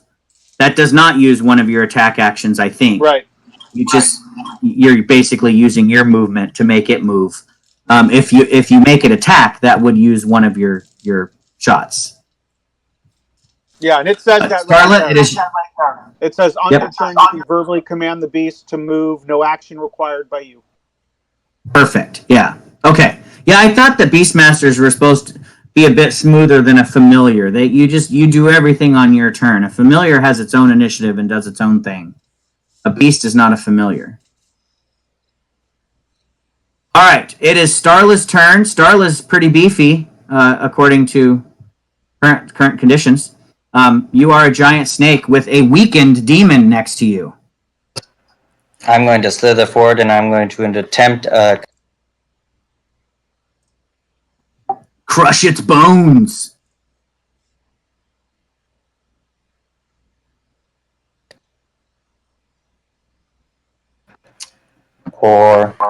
Ooh. Okay. I am borrowing Mark's rules for crit fails in this particular campaign, and I like the way they play out in his, so I'll probably do that from now on. Meaning that you open yourself up to an attack with advantage in retaliation to your crit fail. I think that's all I can do right now, so. All right, Tarar is going to continue doing what he was doing. He is raging. He's going to attack twice with his Morningstar.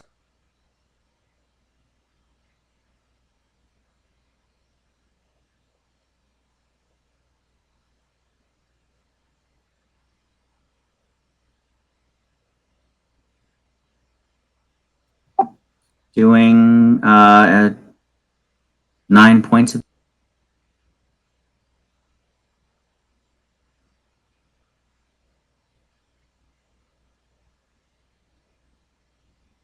All right, Surikith. The flaming whip just released you after pulling you towards this giant demon. Are you suitably terrified? Mildly intrigued.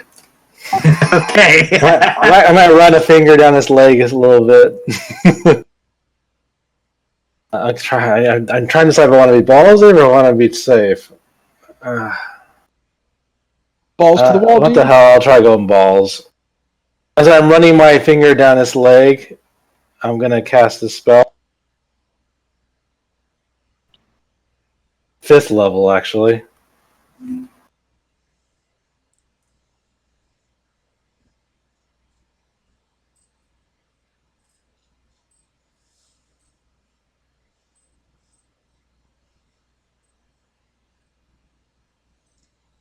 I'm basically trying to make it so that I don't require concentration.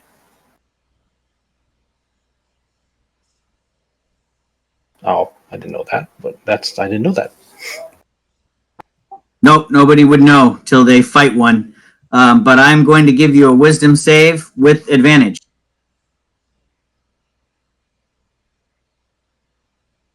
And you fail. Rolling an 11. Awesome. My curse is going to be at the roll of wisdom save where you lose your action.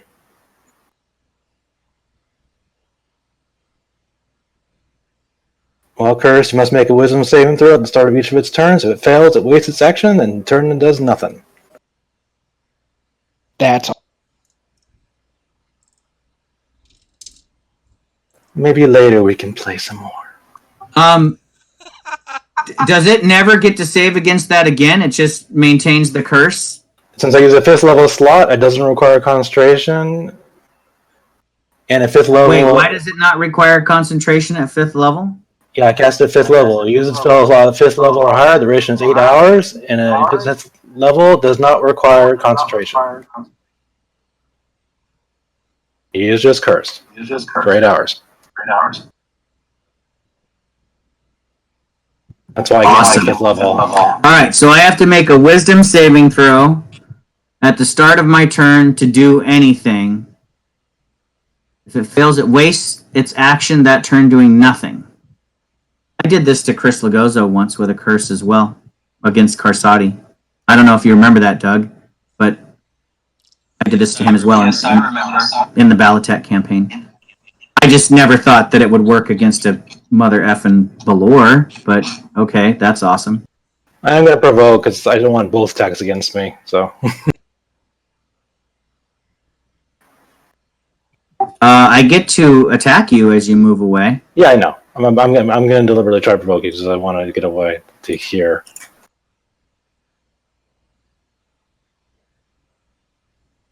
Yeah, it's 30 feet.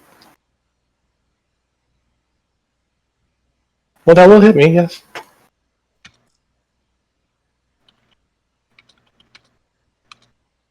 Alright, so that time it rolled the damage correctly. I don't know why it tried to really fuck up our Hex Warlock, but 21, 36 points of slashing and lightning.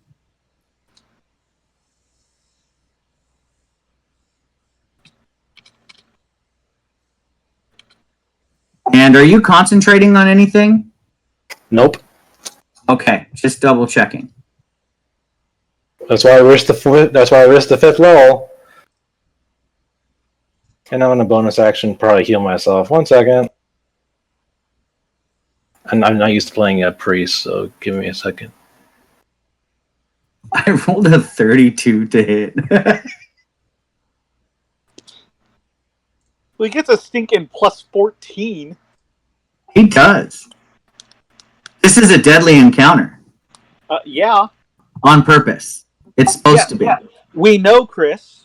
Oh, I mean, Ken. I'm going to cast it at 4th level, Healing Word myself. Hope this does it right. Sorry, I don't know if this is going to work. That's 4th level cast?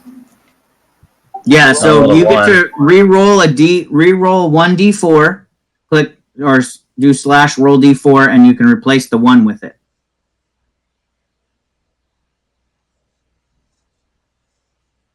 A 2! Alright, so you did 16. 16 So 9 points of healing. Well, your lightning burns went away. Yeah, 16 points of healing is pretty good for a freaking healing word. Yeah. That's just a quick little prayer.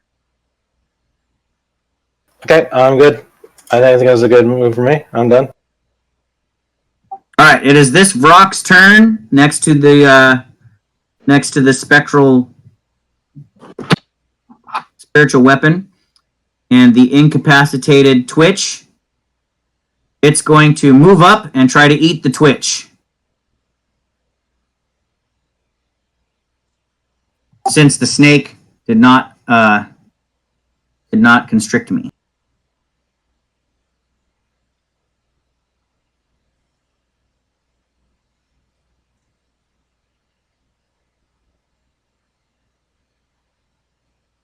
I do wish our barbarian had ran away all over the other side of the room. 15. Yep, that's get me. For 10 piercing, and I need a con save against your firewall.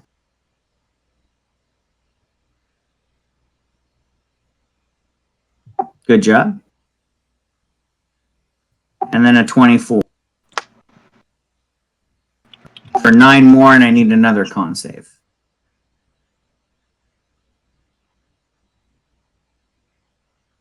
All right, you succeed. So you maintain your firewall.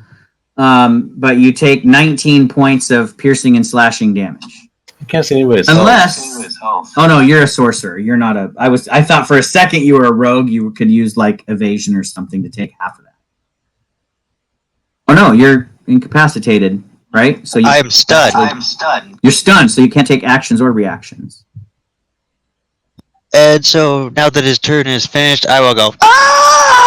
Yeah. Now it is turn. Yeah. So now you can react to this stuff. It is this rock's turn.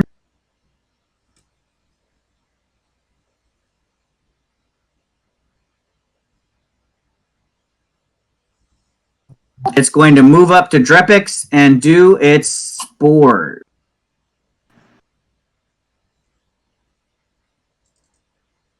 So it's like Thunderwave, basically. It just blows out spores in front of you. So I need Drepix a con save. That is a fail. So you are poisoned. While poisoned in this way, you take 1d10 poison at the start of each of your turns. You can repeat the saving throw at the end of your turns. Or you can have holy water poured on you.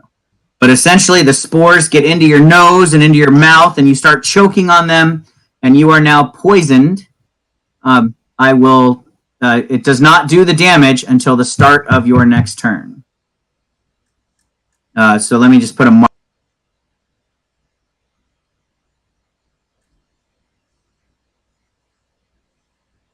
That actually looks like I'm killing you, so let me find something else. Here, a little vial of poison. All right, that is its action. So it spews out these spores. You start coughing and spitting and choking. You are now poisoned. So at the beginning of your turn, I need a... Oh, no, you just take the 1d. So you take 4 points of poison damage. And then at the end of your turn, you can attempt to make the con save again.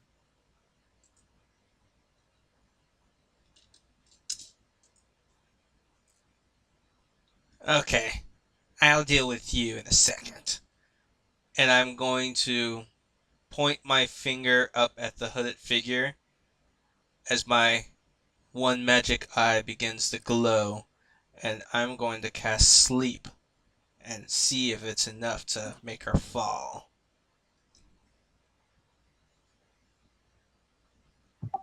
Okay.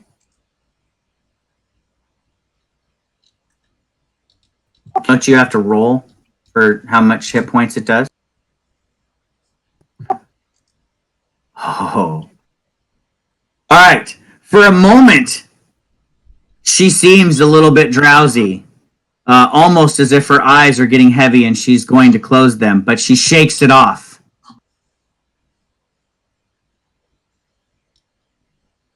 Ah, curses! Ah, I guess I'll deal with you soon too. And I'm going to bonus action disengage from the rock. Okay. That was very close, Doug. Hopefully you saw my whisper there. I was actually quite nervous.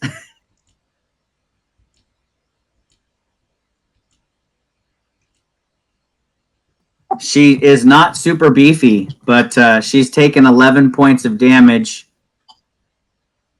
And yeah, that was close. Okay, and here's my reroll save.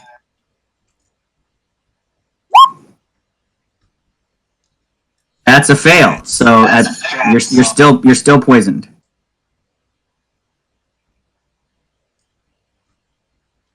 And that's my turn. All right, Twitch, you are no longer incapacitated. You have shaken off or stunned. You have shooken off the stun from the screech. The creature did dig into you with its talons and beak while you were stunned, but you have now regained control of your senses. Twitch is going to go 5, 10, 15, and has an ability. Nimble escape, so he can bonus action disengage.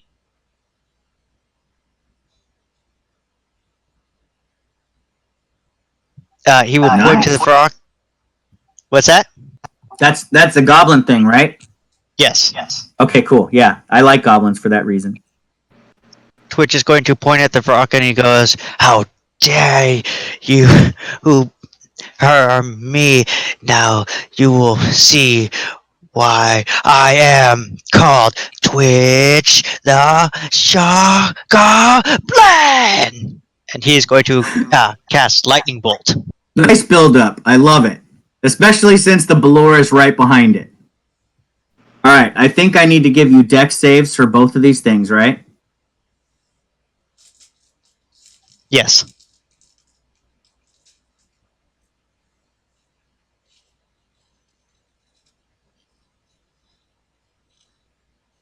This is for the Vrock.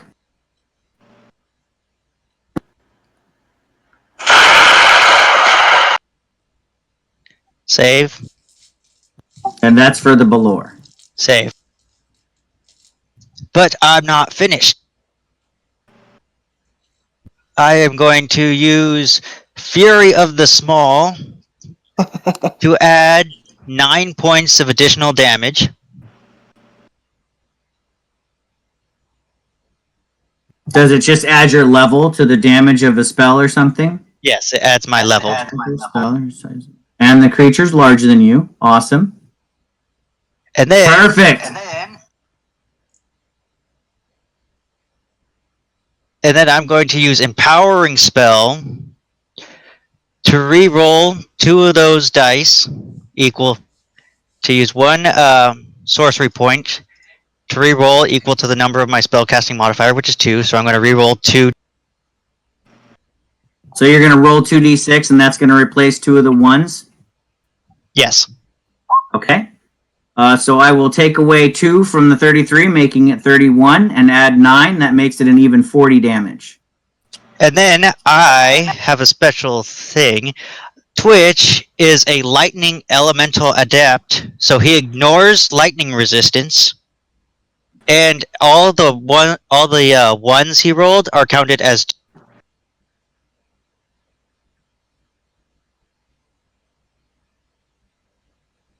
All right, so I will add an extra 1 for the third one that you rolled. So that's 41 damage. And the Vrock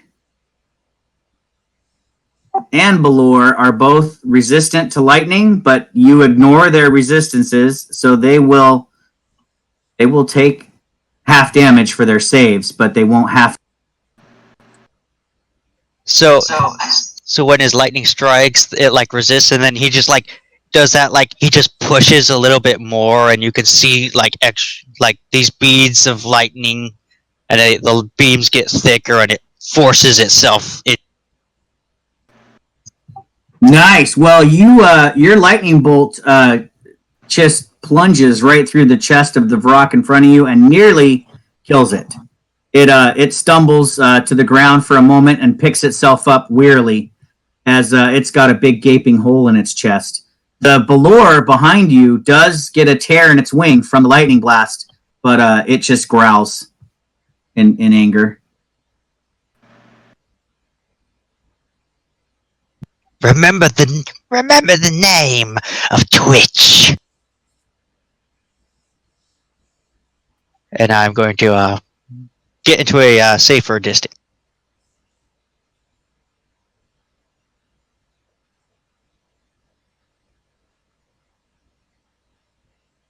All right, you see you see the hooded figure up in the sky turn into a puff of smoke, vanish for a moment, and you don't see it because it's behind the wall of fire. But essentially, I cast Misty Step as a bonus action to appear 10 feet in the air directly in front of the portal. I ended concentration on Levitate, which lets me just drift to the ground gently because I was still 10 feet up, and I'll use my move action to move through the portal, and the green light disappears, and the portal goes dark.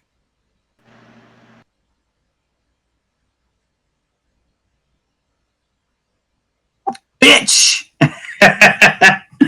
And yes, you all feel a rage and fury, except for Ikreg, because you didn't see any of this. You've got a giant goddamn demon standing in front of your face and a huge statue. But yeah, the hooded figure has vanished from the room. I took her out of initiative. It is the Balor's turn. As we kind of like feel that she disappears, Twitch will angrily dispel the wall of fire. Okay, you can do that as a free action ending concentration. I can't delete it because you created it, so I'll leave that to you. I'll take care of it. Yep, that's cool. I can do a multi-attack with the...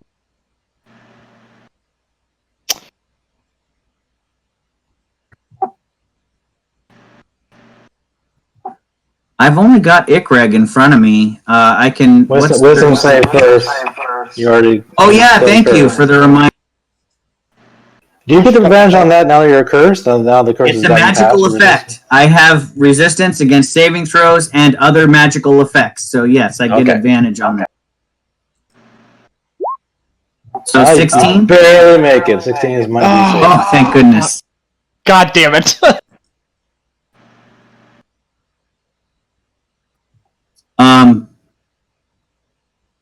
Well, shit. Okay. I'm gonna just have to attack the Ikreg twice. Disadvantage. Because I'm heavily obscured. Sorry, I forgot to click disadvantage, but then I'll take the 20.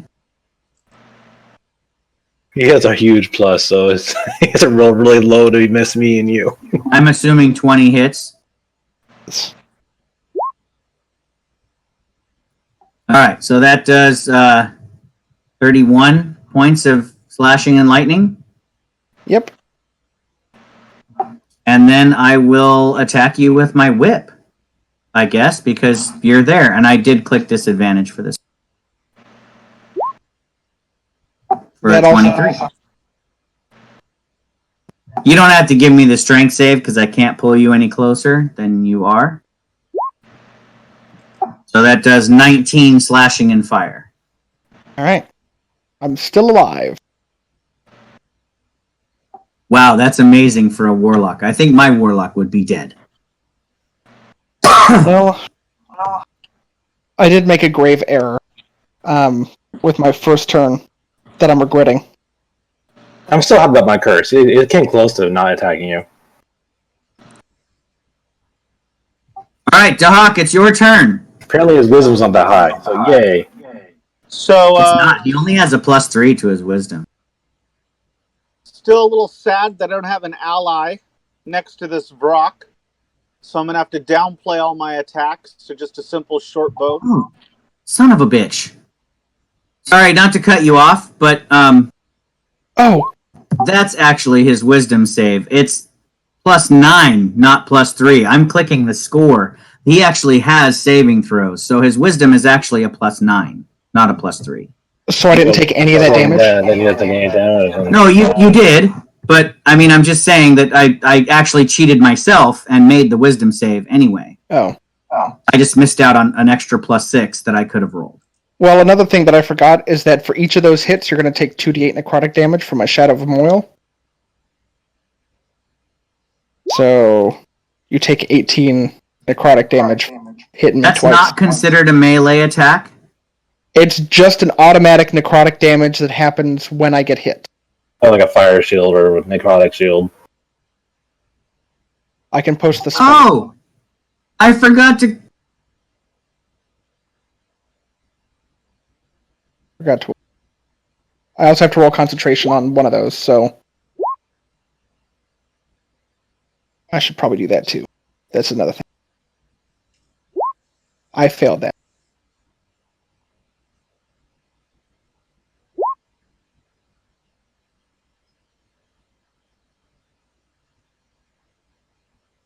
So that's 11. Oh, sorry. So your flaming thing around you goes away? So the first hit, you still take the 2d8, which is 9 damage, and then it goes away. So you Okay. take 9 necrotic damage, and then it goes away. Okay, and then you take another 11 fire, by the way, because you're standing 5 feet away from me. I got 5 health up, guys.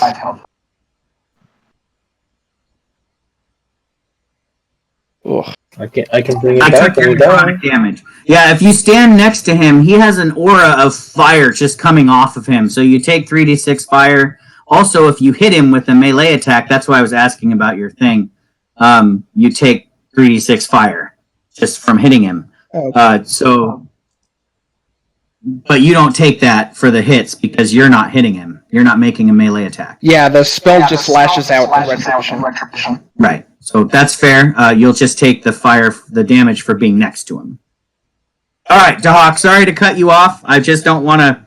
I'm trying to play a Balrog, a Balor, correctly. He's supposed to be a just flaming massive demon.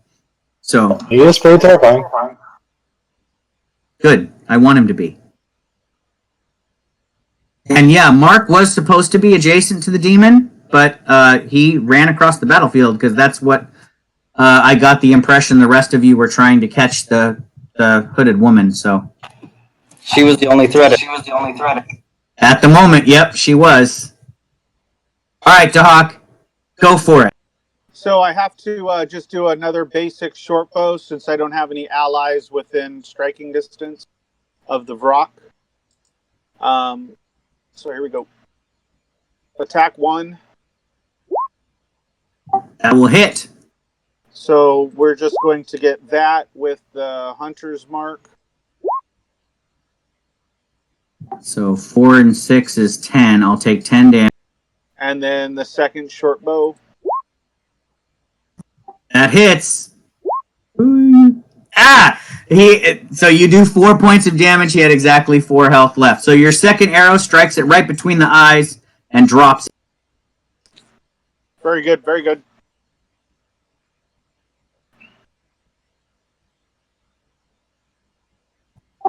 And then Dahak gets the first kill tonight, guys.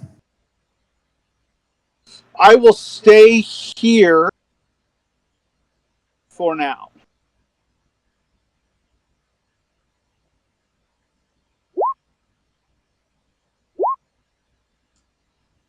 No, me too. I did a lot of damage to it. Yeah, you guys did do a lot of damage to him as a party. But yeah, Dahak just kind of kipes your guys' kill. And you're going to stay back there? Yeah, for now.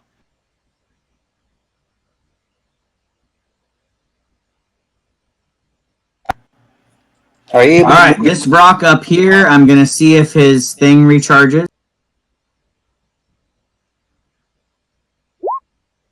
It does not, so it's just going to go ahead and attack Tarar twice with advantage because he's recklessly attacked.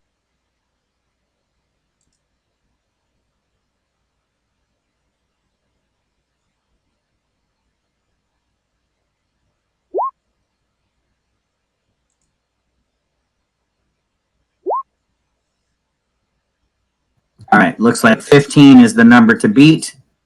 So I hit him doing 4 damage.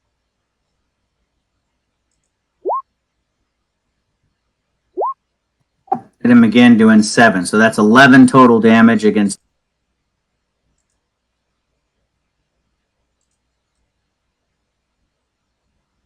First time your barbarian's taken damage. All right, Ikreg, it's your turn. Alright.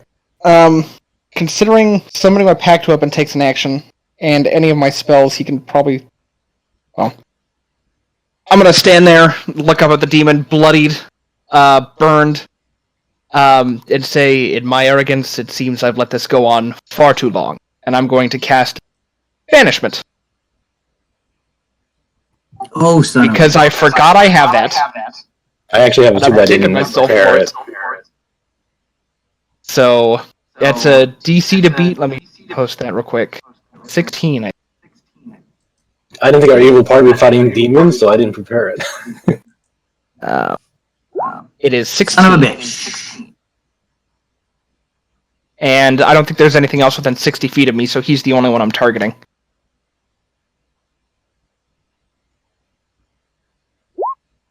Oh, fuck. Alright, Thank God. Hold on. Alright. Hold on. I Oh, would like to use my bend luck ability to have him roll a d4 and subtract it from his save. Is that have any range or anything? I just what have to is see and some. what? It's 2 sorcery points. Oh man.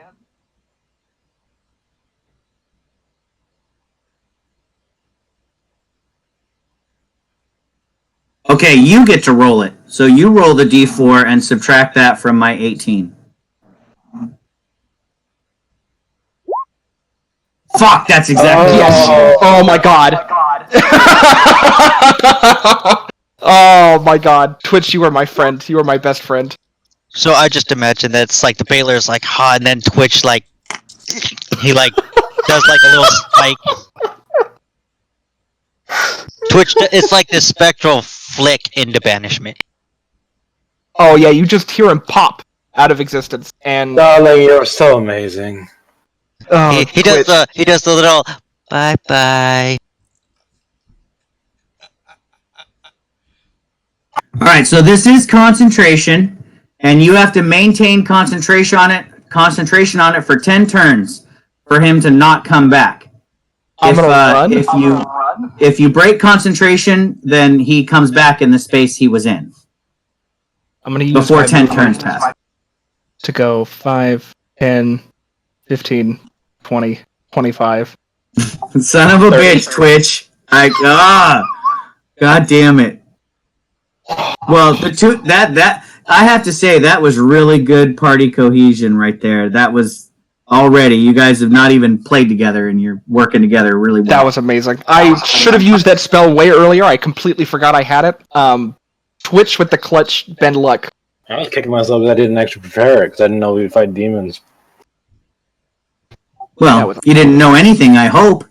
No, if I heard monstrous creatures, wouldn't be fighting actual other monstrous creatures. Oh, that's only session 1. You'll be fighting other things in later. Okay, Starla, it is your turn. So, the snake's going to look over at the blue rocks as the thunderstorm continues above, and it's going to be like a Godzilla charge where it's like the lightning goes up the snake head, and as soon as the light hits the hedge, it'll like hiss, and a bolt of lightning will come down and hit the rocks. The blue dot one.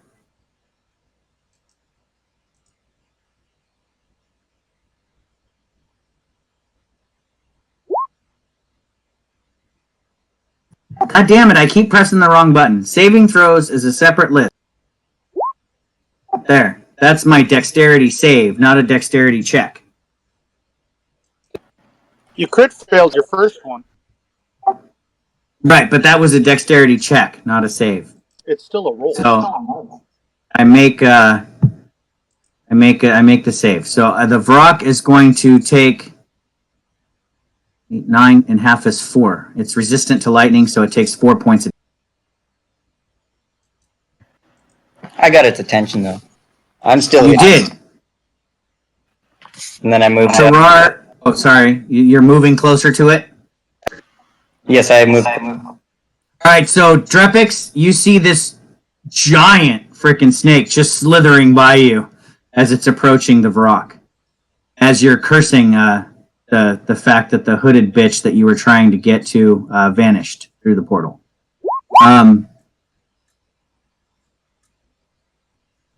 It is Tarar's turn.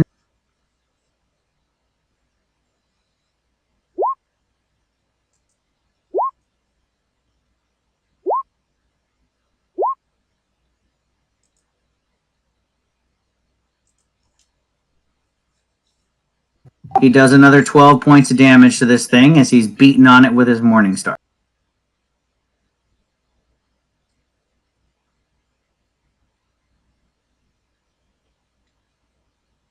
All right, Surakith, it's your turn.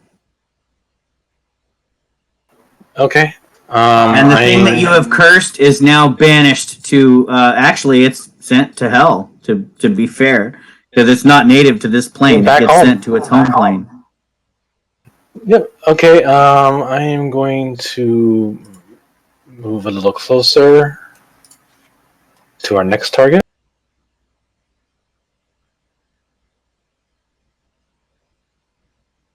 I'll go there, and then I'm gonna let's see. So I'm gonna do a chill touch on the creature again.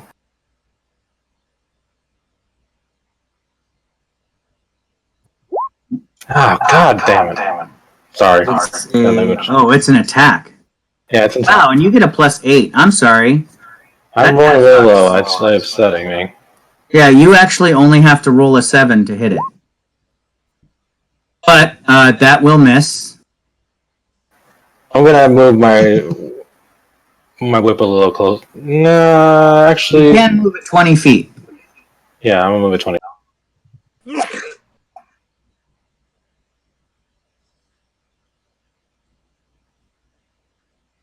So there. I guess that's all I can do. All right, I'm going to see if his spores recharge. They do not. So he is going to move up to the snake.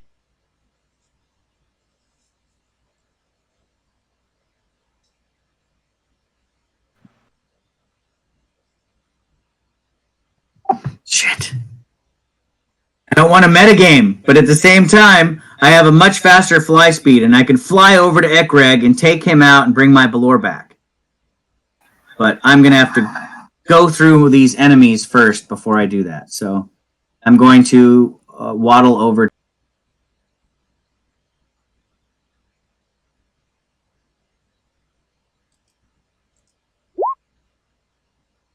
For a 13? So, no. The constrictor snake's AC is higher than 13? A constrictor snake has a 12 AC, but you said I could use my unarmored AC, which is... That is correct. You can use the unarmored monk ability as a constrictor snake. If it's feasible that an animal form can use the ability, then it can.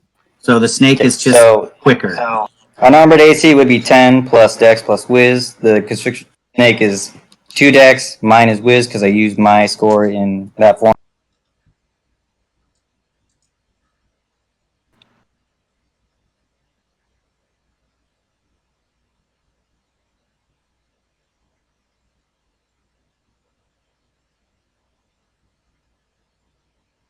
Okay, so that will miss you then.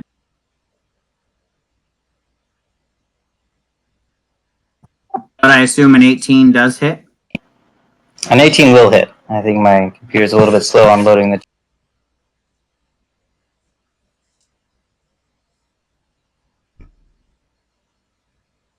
Alright, so you take 22 points of slashing damage.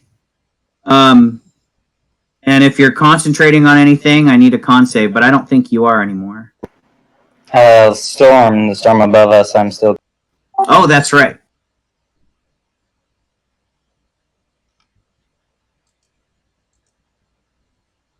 Mark, I can't hear you if you're on the Discord yet. I'm on Discord. I'm just trying to get everything set up. Oh my god, you failed by 1. Because it's half the damage or 10, whichever's higher. You took 22 slashing, so it's a DC 11 con save. So your lightning storm dissipates. Okay. Mark, I'm so glad you're here. I'm sorry if I totally nerfed your character because all I've been doing is making him attack. And he's been soloing one of these demons, and you kind of missed the opening. I'll fill you in later on what happened. You could watch it. Yeah, I guess you can. I haven't really been role playing Terrar much, other than I did have a moment where the Vrock has an ability where it can screech at you, and you made your con save, so I just had Terrar screech back at it. He roared at it in defiance instead of being affected. That works for me. You'll have to... Alright, Trepix, it's your turn. I think I take that damage. Yes. You take 1d10 poison from the poison. Thank you for reminding. So you take 5 poison damage, and then at the end of your turn, you can try to save again from the spores. I'm gonna run up and plunge my shadowy blade into it. It's gonna pay for poisoning me.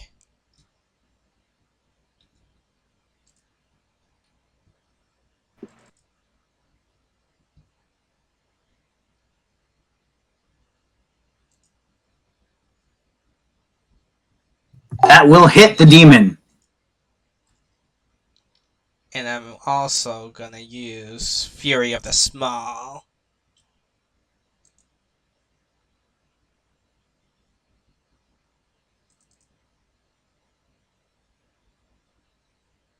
So you do 46 points of damage to this guy with that blade? Yes. And then I disengage.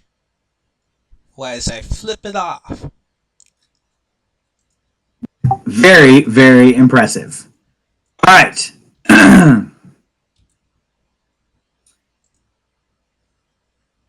Go Twitch. Oh, it is my Fate turn. Shifter. Twitch Fate Shifter. I like the name. God damn it. Turned a super deadly encounter to now it's like mediocre medium because there's only 2 demons left. And you just have to protect Ikreg until those things are dead. And that's it. Twitch is going to pull. He's going to reach in and he is going to summon his minion. Go minion. A direwolf.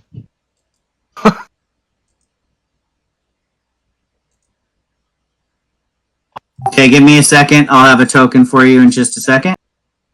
I did that just because it was going to be more work for you, Ken. That's okay. It's fun work.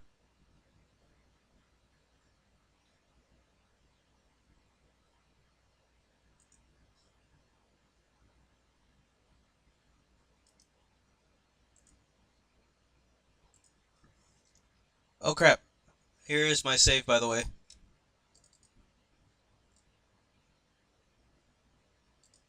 Go ahead. You save. You are now no longer poisoned. You cough and spit, and the spores come out, and you are fine now.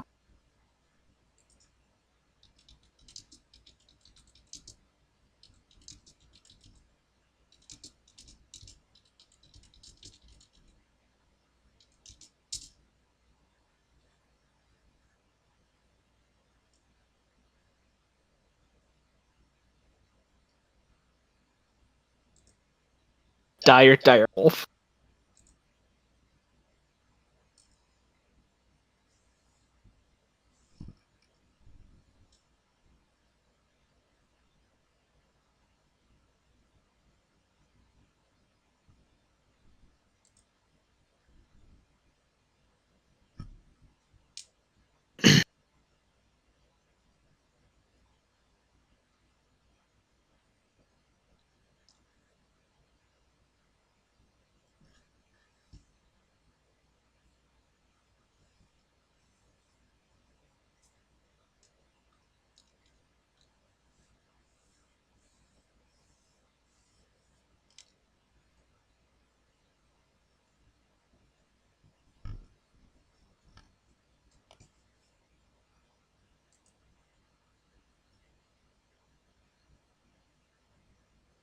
Still working, Ken?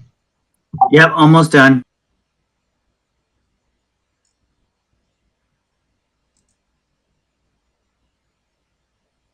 Okay. There is a direwolf token there on the board. It's a large creature. You should be able to control it. It also has a character sheet that you should see in the journal. Yes. So you can just pull that up. You can go ahead and roll for hit points and add what you roll, or the base, whichever's higher. And then you can control all of its stats and attacks and all that stuff. Does it roll initiative? No, it acts on my turn. Okay, fair enough. So I like the idea of you pulling like a little fuzzy ball, like almost like a gremlin before they turn into monsters. Dire wolf, Out I'm of your to little you. ball. Yeah, you throw the little fur ball out, and it just bursts into a dire wolf. It's a dire wolf pokeball. It's And pretty awesome. I have to do this because it's a dire wolf. Twitch is going to climb up on it. You can use half your movement to mount on it. And he goes, go! You are now mounted on a dire wolf. That's pretty freaking cool. I will All right, it would be look back at Balor's Dahak turn. and give him a smug look because I think mine's better. Yeah, Dahak, he's got a pocket pet. He just pulled that out and he jumped Mine's on it. portable. I will use my bonus action to say, take me over there. And then that dire wolf is going to move its 50 feet.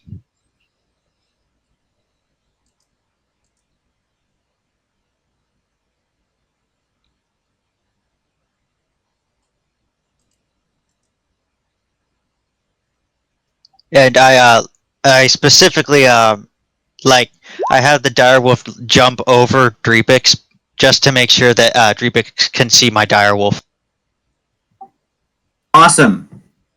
Balor in Hell succeeded on his wisdom save, so he can take actions to rage and be furious and bash the ground with his sword and whip while he is banished. Oh, that's good to know. It is Dahak's turn. Just another point of clarification. Now that Gurk is acting on my turn, he moves at 30 feet. If I wanted him to double move, would that cost one of my actions to do that? Or can he double move? No, you can only command him to take the move action, the attack action, so he can't double move unless you give up your action to do so. But you're ranged. Why would you ever need to double move? Because the Vrock is out of range. Oh, well. This is a pretty big room. You'll shoot with disadvantage.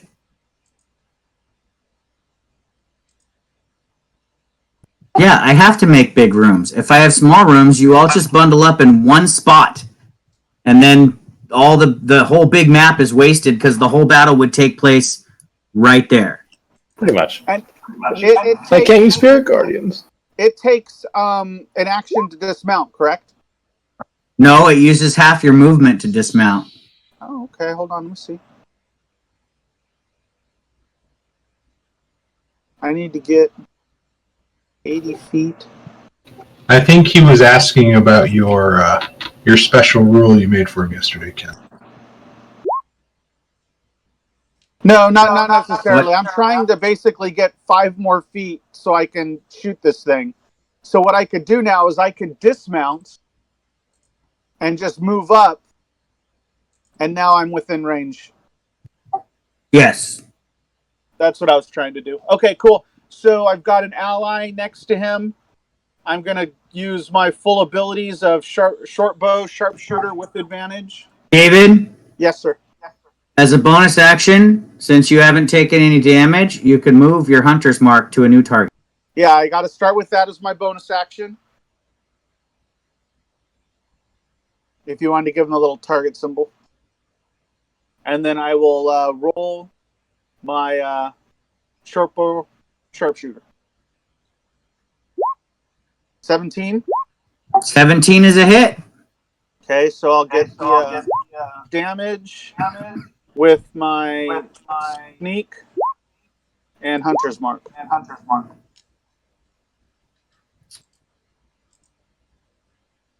What's the feat? 21, 26, 27, 28. Yes, sharpshooter. So it does 21 plus 5 is 26. So I have to half that to 13 plus the 2. So he takes 15 total. Cool. And then here's the second attack. 16. 16 is a hit. I like how you put. I like your flavor text for your attacks, my friend. Oh, and then I get the You can add Hunter's Mark. just Hunter's Mark, right? Oh, nice. So I'll take 16 more.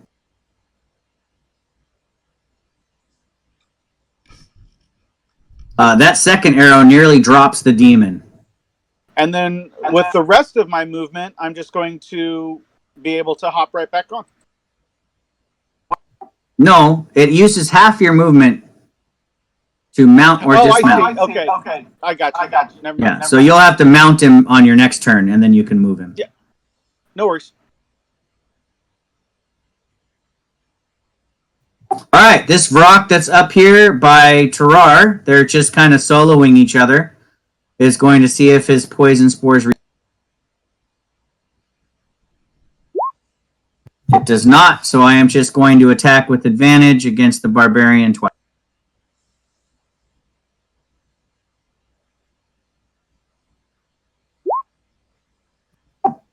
$17 hits. 17 will hit. Am I raging? You are raging. 14 is a miss. Just misses. So you take 6 piercing damage as this creature is trying to peck and slash at you. Did you have me attack recklessly last time? You've been attacking recklessly every single attack. That's what the little... Yeah, that I don't use a barbarian without reckless attack. There's no fucking point. You're resisting anyway, so just get hit, which you didn't get hit, but yeah. Yeah, you're recklessly attacking. Sounds good. All right, Greg, stay safe. I'm going to move another 20 feet back. 5, 10, 15... Oh, I did here? Stay within... Yeah, I'll stay right here. That's 15 feet. And I'll just Eldritch Blast him from the corner. Oh, you dick. Yeah, I still have I know how much range that thing has. I miss magic, yeah. Ah, shit, never mind. Do you have line of sight? Oh, I may not because of the thing in the way. In which case I would attack this guy here. Either way, I'm... You can attack the one on the bottom. The one on the top, you don't have line of sight to. He is just blocked by the 5-foot high... Or, no, the middle thing is 10 feet high. So, yeah, you're... Yeah, you can hit him, though. 10 is a miss, though. Missed 11 and a 10, so... It's just too hard to concentrate on that Balor that wants to come back from hell. He's pushing against your mind, trying to return. I'm trying my damnedest over here, guys. That'll be the end of my turn. All right, Starla, go for it. We're Finish gonna this try. guy off.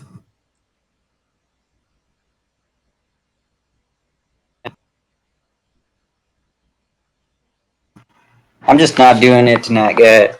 It's just not working out for me. I know how it feels. So my big highlight was the curse. Terrar, it's your turn. You are raging, soloing this demon. So Summoned instead by of the bigger attacking demon? recklessly, what I'm going to do is I'm going to reach out my left hand and I'm going to grab this creature around the waist and I'm going to grapple it with my first melee attack. Or try to.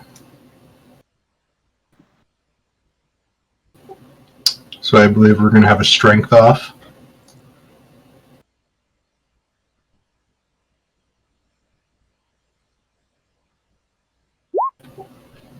So I am raging. It's a 17. I just still had it on advantage. It's a 17. I was like, God damn you. 22. 22 beats my 17. I am grappled. So my speed is now 0. I am now laughing as I have this thing around its waist, and I'm going to start dragging it back 20 feet towards the others. And as I'm doing so, I'm going to smash it in the face with my mace, or my Morning Star. And since I have it grappled, I get automatic advantage, so I don't have to do it. Grapple? Why does grapple give you advantage? As a grappler, So feet. with my feet, if I have something grappled, I get advantage on attacks. Okay. This is why I'm glad you're here to play your character, because I didn't do any of this stuff. So I don't need to attack him recklessly this time, and I'm just gonna punch him in the face with the 27. That will hit him. Doing 14 points of piercing plus 3 points of fire.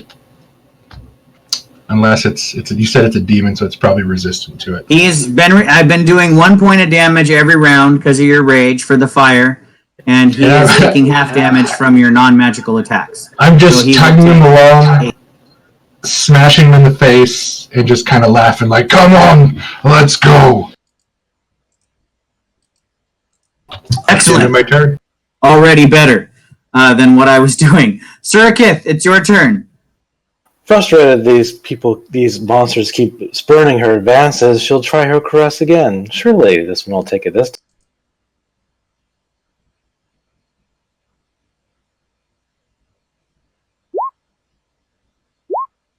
Finally! Are you attacking? You're attacking Blue Dot, I assume. Terrible roll, though, but... Yeah, Blue Dot, and just in case he's resistant to necrotic, I just want to post... He's not.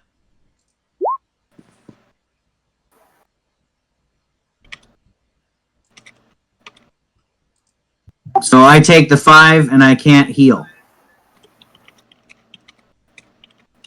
Wish I'd rolled higher, but whatever.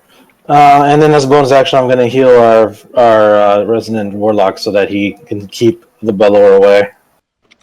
I'm going to cast Healing Word at level 4 again on him.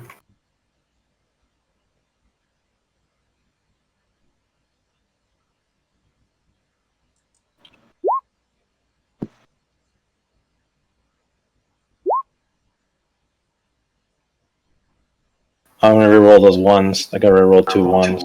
You can reroll both of those ones one time.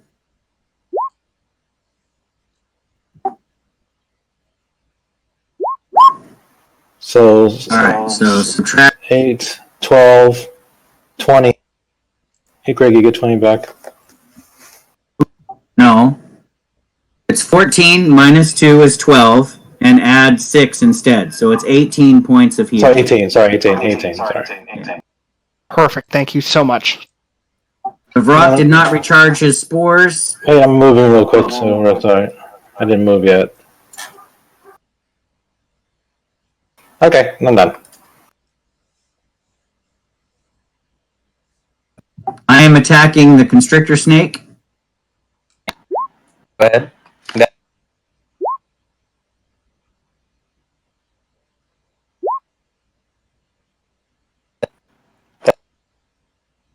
Sorry, you were breaking up, Brad. I can't hear you. Hit. Okay, so you take a total of 22 piercing and slashing. Okay. And it will be Drepix's turn. As you see, the demon is fading. You hear the laughter of Tarar as he's dragging the other demon towards you guys. Drepix runs up, blade raised high. Kind of uses the snake to kind of get into the air so he can land on it. Ah, you're ready to die!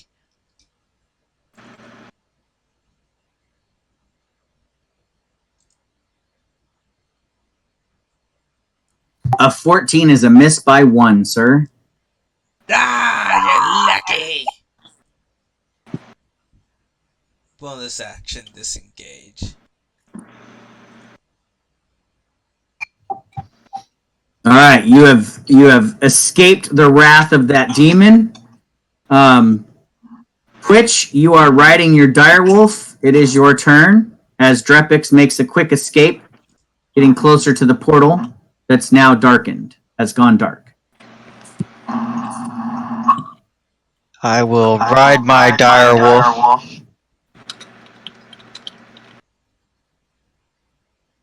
Using my bonus action to tell him where I'm going.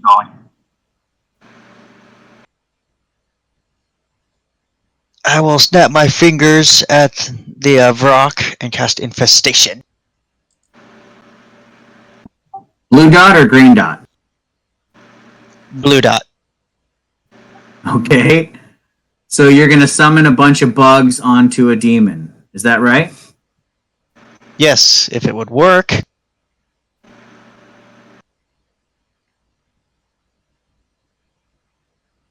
Do I get to make a save? Yes.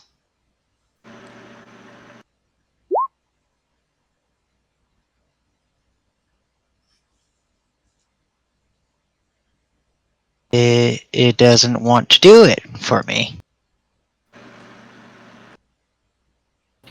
Constitution saving throw, Ken.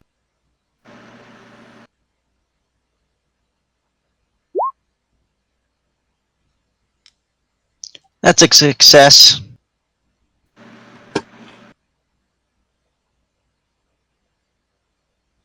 I will be like, back, and I will keep riding my dire wolf to assist Terrar, even though it doesn't seem like he needs it right.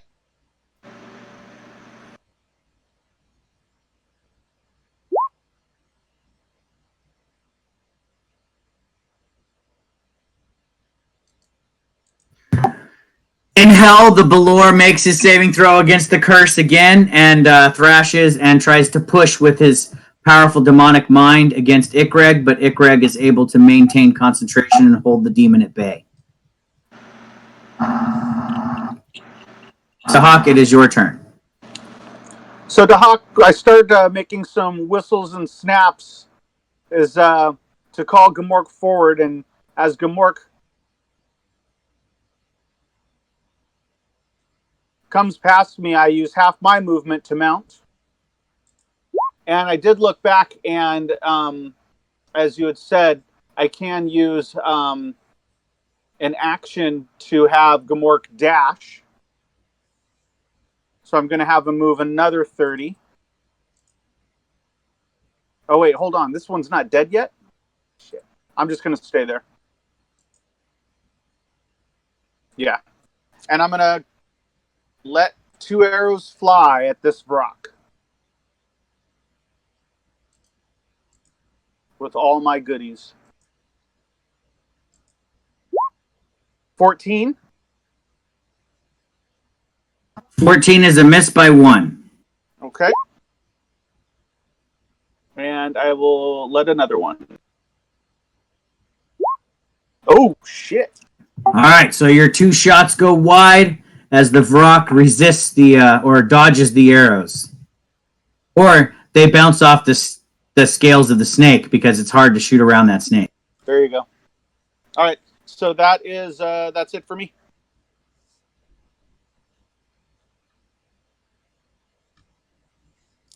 That thing's getting really lucky. Okay, give me a second. I'm fixing something real quick.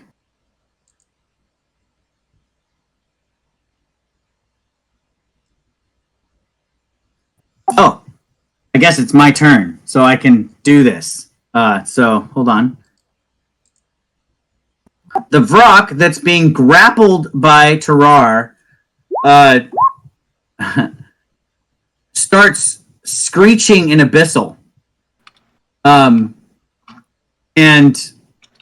raises its hand, very similar to what you saw the Balor do at the very beginning of the battle.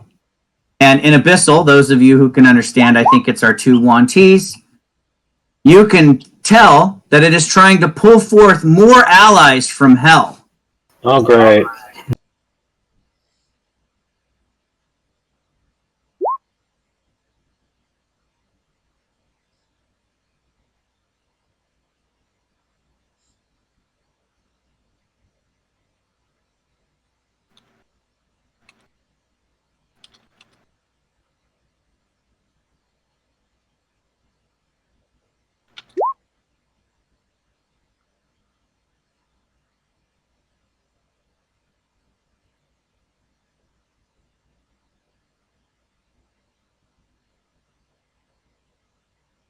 Oh my god, they're small? Okay.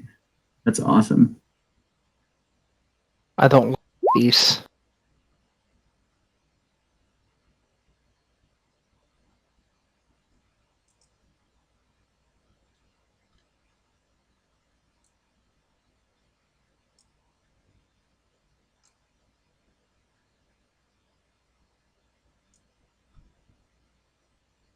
Just run and start getting in between us all, any prig.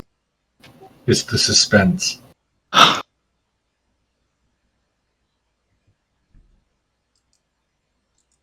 I didn't know pit fiends were considered tiny. So what, can these tiny demons summon even tinier demons to go with them? I assume they're like mephits or something.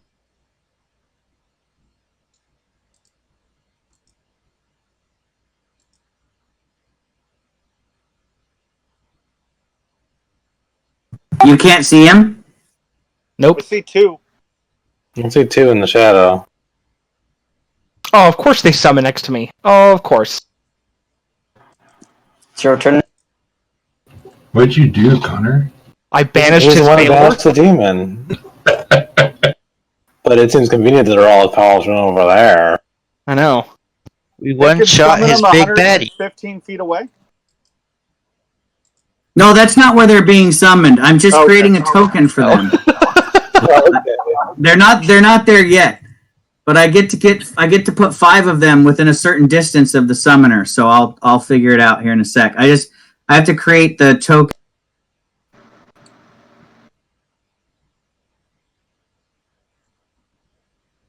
Yeah, so Mark, we can't allow Ikrig to lose concentration, or we're going to have to fight a Balar.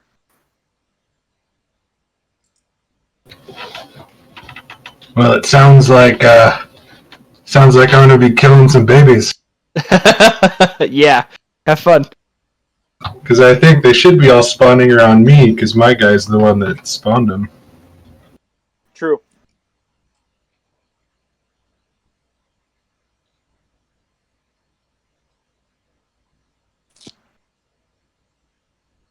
Alright, a rock can summon blah blah blah. A summoned demon appears in an unoccupied space within 60 feet of its summoner, blah blah blah. And I rolled a 5, so I get to summon 5 things within 60.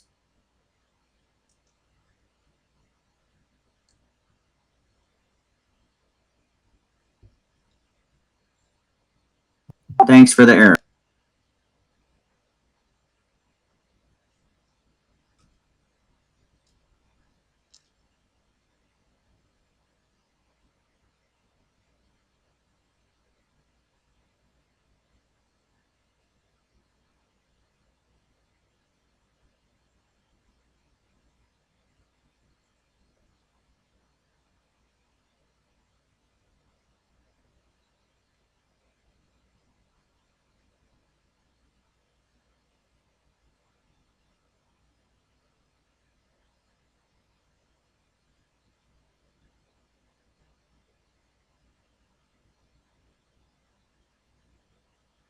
Okay, let me add them to initiative real quick.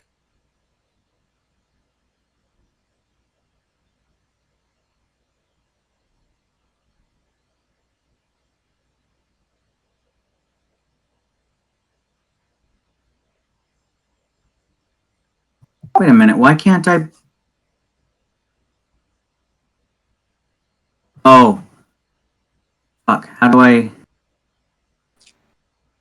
It wants me to create a character sheet. I wanted to drag and drop it from the compendium. Is that where you have to click the NPC button instead?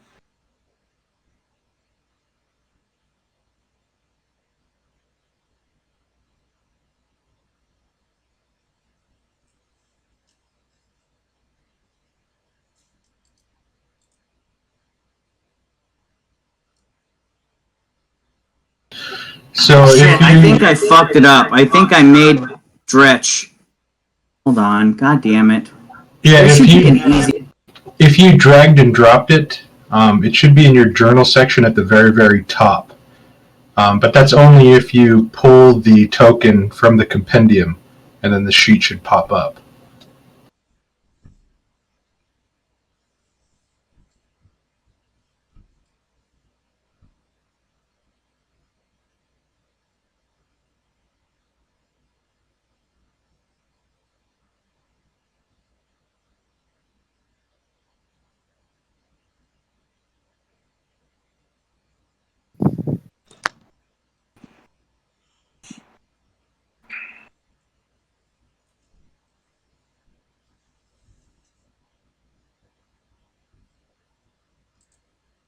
Okay, so if I do that, now I have a token with no fucking picture on it.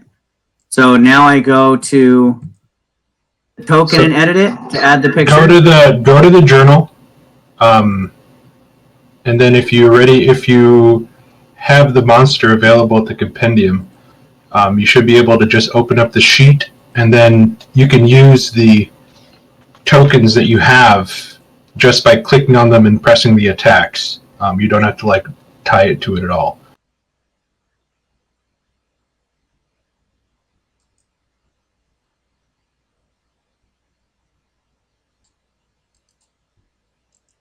But I think that depends on if they're available in your compendium to use.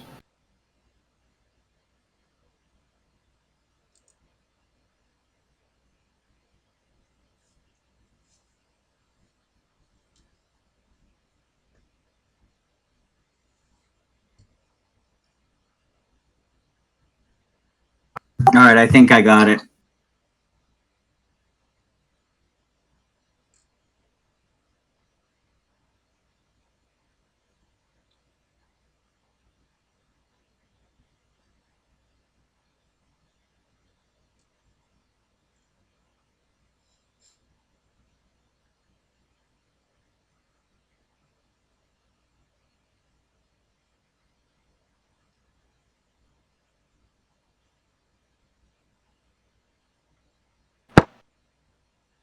Okay, so now I can pull them out of monsters.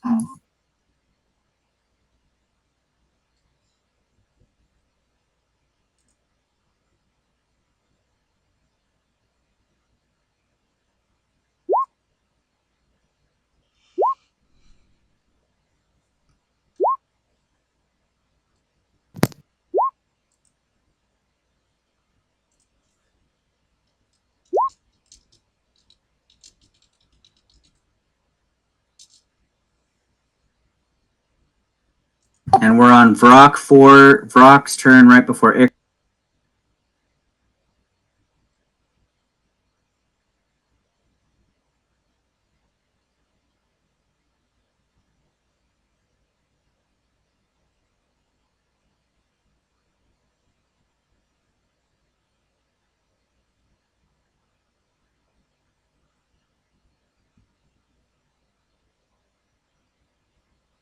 All right, Ikreg, it's your turn. The demon that's being pulled is done his action, which he can only do once per day. He has summoned 5 allies from hell. And no, these are the smallest things that can summon. So I cannot summon imps with my dretches. Say, are we going to have ones? Yeah, they're like Russian dolls. They just keep getting smaller and smaller. Nanobot.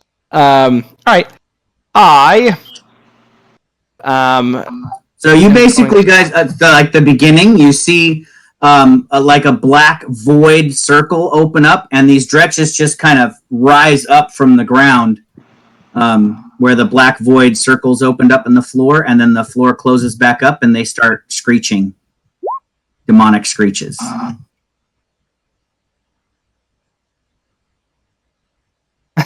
Summon lump of phosphorus. Alright. What is a good distance that I can move? I'm going to move here. 30 feet? 10, 15, 20, 25, 30. And hearing one of them screech and seeing more demons pop up, I'm going to kill this guy over here with my Eldritch Blast, which hopefully will hit. 25. Damn it! I was going to have him summon 5 more dretches, too. That's 5 damage. And then I will... He's barely alive. Hit him again? Nope. 13 is a miss! Yes! Damn it. Give me a turn. I don't think he's going to get a turn. I don't think I can do anything. I've used spell slot. Can't use might melee attack. The spiritual weapon is Surikith's, and she's been using her bonus action, so she can't move it. Just want to remind us there Yeah. No, I'm trying to figure out forgot what it, my bonus action. But I had to heal him because he's so low. Yeah, that's all I can do with my action and bonus action. Ken wanted to do 5 points, knock him unconscious, and then get his Baylor back. Alright, that's the end of my turn. That would have rolled much damage.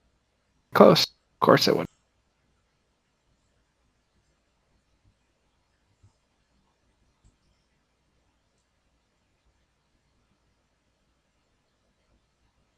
It double moves to there, screeching and bellowing. And Ikreg, you see that it is, as it's screeching and bellowing, you can see that it's got this green gas pouring out of its mouth as it's to be running towards you. So I'm going to put myself right there. I'm running diagonally towards you. Starla, it's your turn. Please kill this thing. You can kill this thing if you hit it. Yeah, we're gonna try the constrict because it works so great.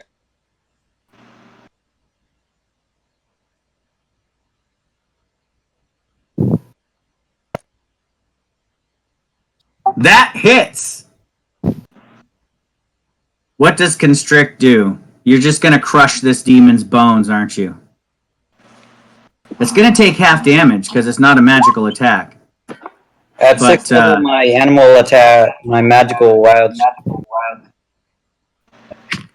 As a 6th level druid, animal forms are considered magical. Oh, well then it takes, I mean, even half of that would have been enough. But yeah, you basically coil yourself around this demon. It only had 4 health left. And you crush it into paste.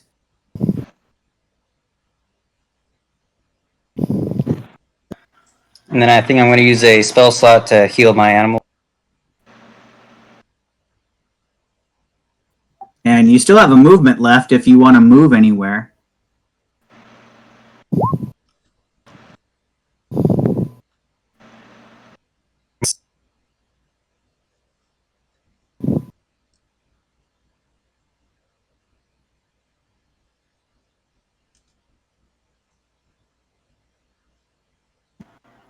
He'll come up and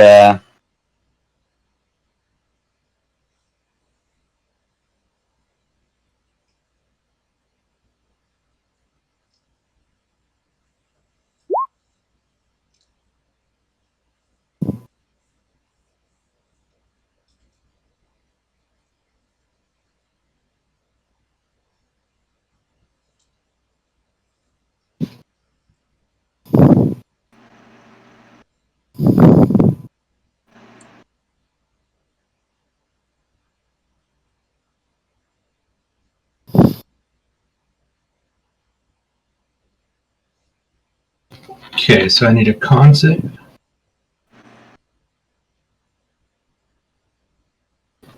Ken?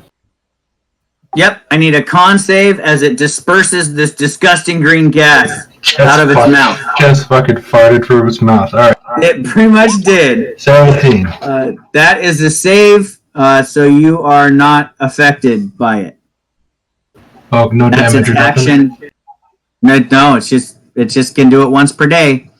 The cloud remains. So if you enter or start, actually, any creature that starts its turn in that area must succeed. Oh. All right, so I shouldn't have had you make the save until the beginning of your turn. Okay.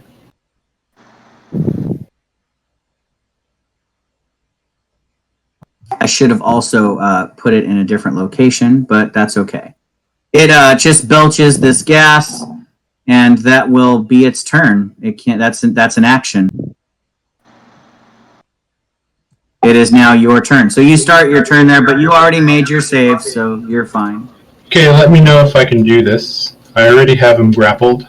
I want to use my bonus action to activate my ring of jumping, and I would love to jump out of this cloud and land on the other side of this dretch, carrying this fool with me. I don't think you can jump while carrying a large demon. But I am a powerful build. So I count as one size larger when determining like what I can That's push, fine, pull, or but lift. do you think that a large creature could carry a horse while jumping? This creature is as big as a horse. A horse think weighs how many Gerard pounds? I think that you Gerard would be could. heavily encumbered, but I will let you try with an athletics check to do it. That'll probably be my action. So what I'm going to do is I'm just going to move.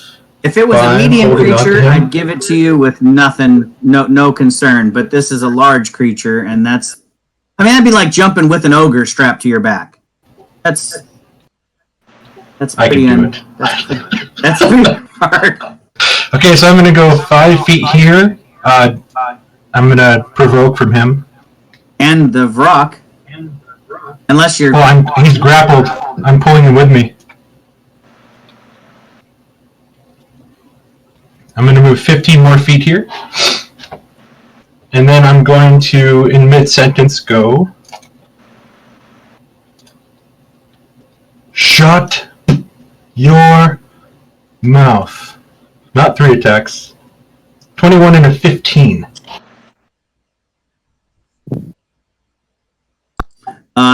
They 15 is its AC, so you hit both times. So here's the first hit.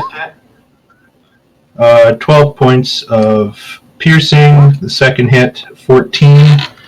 And then 2 points of fire since he resists. And this dretch is within my 10-foot. Oh, and then this you do dretch. 3, so 3.5 is 1. Okay, and then this dretch is within my 10-foot aura, so he takes the fire damage as well.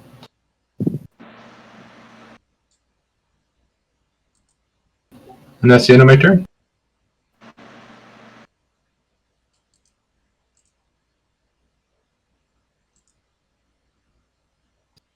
Dretches resist fire as well, so he'll take the 1 point of fire.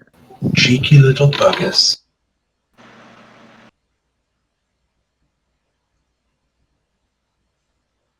Alright, Sir Akith, it's your turn. Okay, I'm noticing that our warlock is coming running up on him. There. As far as I can go. And they go, oh, look, a plaything. Maybe you'll dance with me.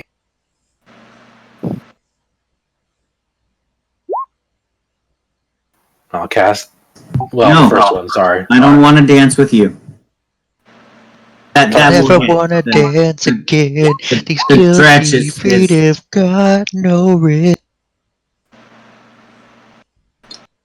And not resistance to necrotic, he takes all 11 of Even that. if he wasn't, it wouldn't matter. Is that your action? Yeah, that's my action, and bonus action, I'm gonna move my whip towards that area. So it's gonna go here. And then I call out, you please get behind me. No! I need to bring my freaking boss back! I'm done now. I'm gonna have to have everything in this campaign resist banishment.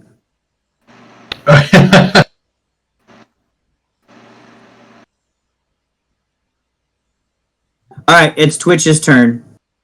Twitch Go for it, will use his Twitch. bonus action to point down at the little dress beside him, and he goes, "Kill it!"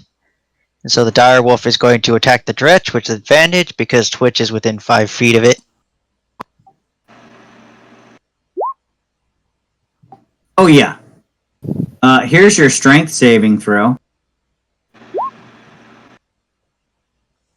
So as the dire wolf pins it to the ground, Twitch will use half his movement to get off, and then he is going to attack it with shocking grasp and I should have advantage because this is a melee attack. You do, because it is a melee attack and the creature is prone on the ground. Let me take the 14 piercing so you can see its life bar go away. If it is, It's not dead. I just mean go down, not go away. because I was going to say if it's dead, I don't need to get off my steed. It's not dead yet. That definitely hits. Max. So I just put both my hands, and you just see this like, and you see it like lift off the ground. Yeah, it shocks it to death. Oh shit! They resist lightning. I am an elemental adept, so I just pumped more power into it and ignore its resistance. Oh, Yeah, he's gotcha. just like me with doesn't necrotic. resist your lightning. I feel it resist, and then I just force it. I just put more power into it and fry it. More power. All right, so you pulled it to the ground with your little furball friend, and then you jumped off and touched it, and it was shocked to death. That's perfect. You killed a demon in one round. Does that end your turn, Twitch? What, Are you done twisting fate in your party's favor today? Killing a demon in one round isn't enough for you? Yeah, I'm done. All right. Oh, I will spend the other half of my movement to get back on my dire wolf. You can absolutely do that. All right, Drepix, it's your turn. Just to be clear, am I in dim light?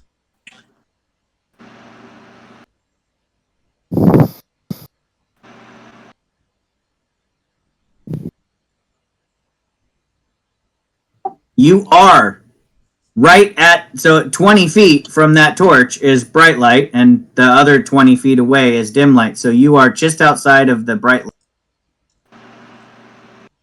With advantage, I'm going to swing with my Shadow Blade onto this thing that popped up in front of me.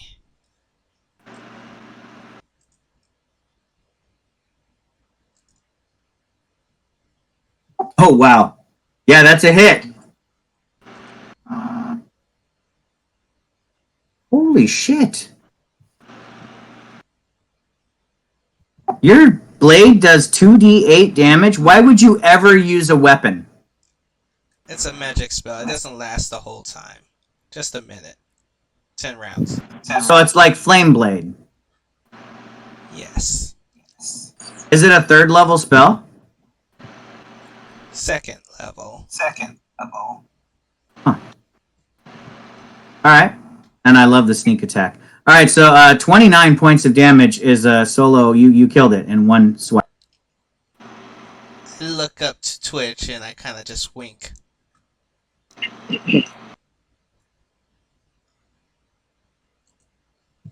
Yeah, they have 28 hit points. So yeah, you just plunged your blade into its chest, and it's a magical blade, so it can't resist any of that damage, so it just dies. I move that way and then turn my focus to Tarar and the things near him.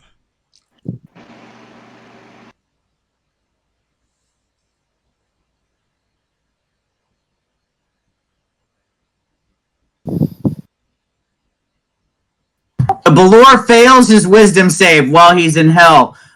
So Surikith, you actually feel a tingle as your curse returns to you a small sense of satisfaction as the Balor is unable to do anything, even through the realm of hell. It cannot even rage. My lip curls into a smile.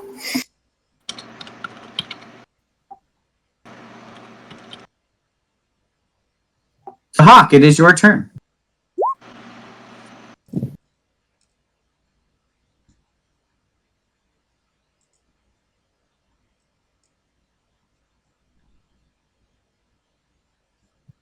The Hawk? Yeah, I was flirting with Surikith in text. Sorry. I am going to move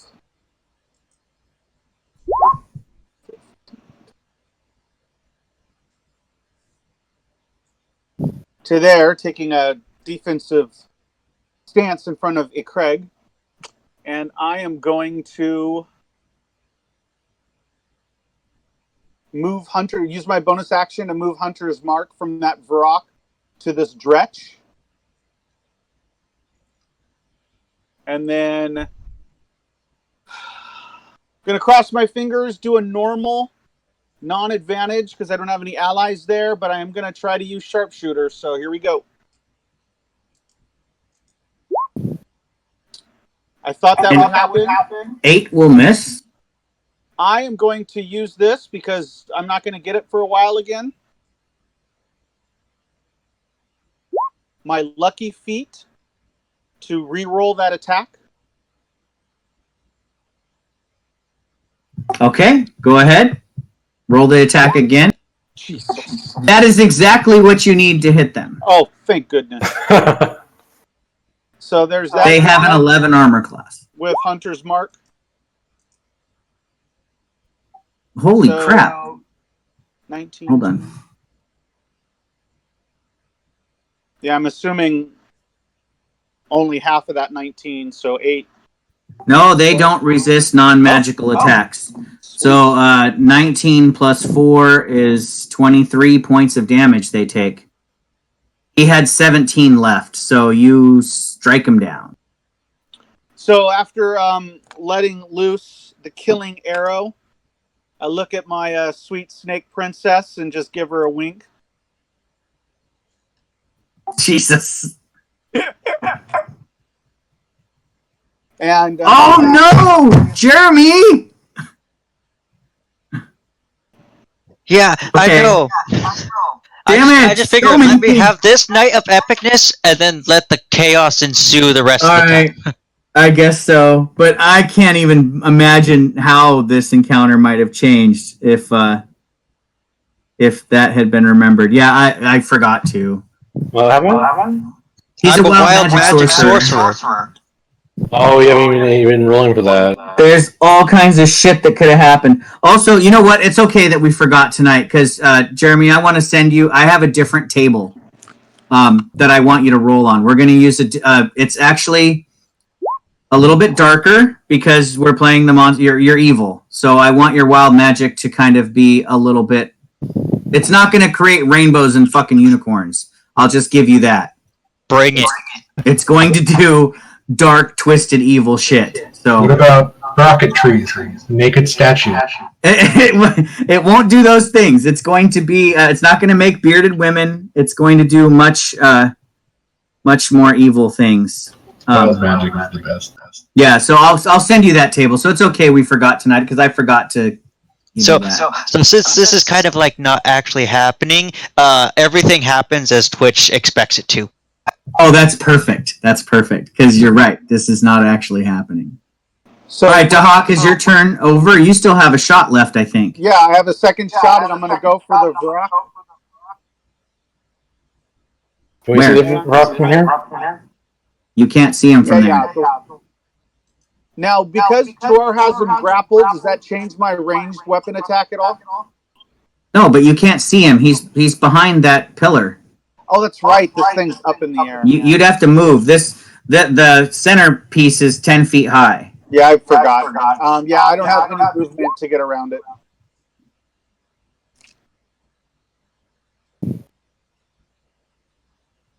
All right, I got one more dretch. Well, I got two more, but this one is going to run up to Tarok.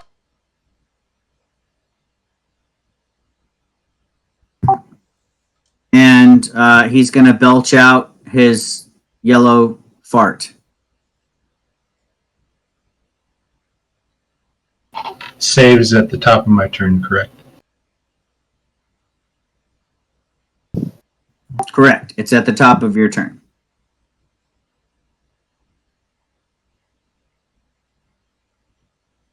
The Vrock is going to try and break free from the grapple. That's a contested strength check, right? It is.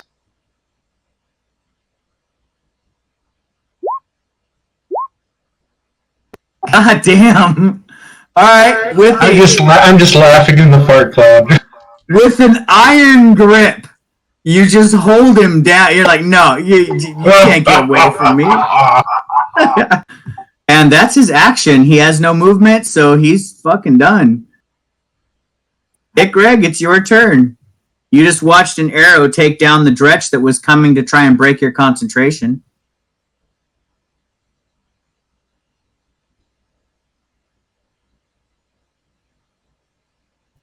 I can't hear you, Connor, if you're muted.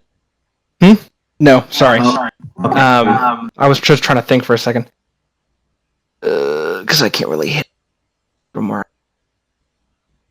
I like how Mark started soloing back and forth one thing, and now he's like surrounded by the only enemies left alive. I'm surprised that he soloed this entire session and he's still alive. Do I have line of sight now to this guy? In the corner? Draw your line from the square just to the left of you, and let me see what that looks like. I will say yes, you can lean to the left and get line of sight. It's like leaning around a corner. I shall Eldritch Blast him again! Missed. An 11 will miss. A 27 will hit, though. Not bad, alright. 6 force damage. He does not resist the force. He takes that damage. And that'll be the end of my turn. All right, Starla, it's your turn. As the combat is winding down because my awesome fucking boss is gone. And we'll try to constrict again.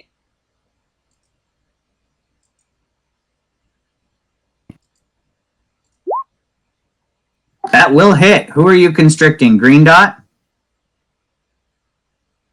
Oh, the little guy. Okay, you are going to crush him.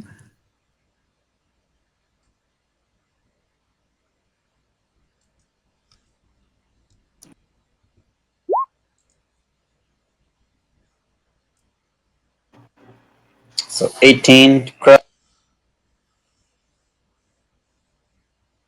All right, he is not dead, but is he considered grappled while you're and restrained while you have him constricted?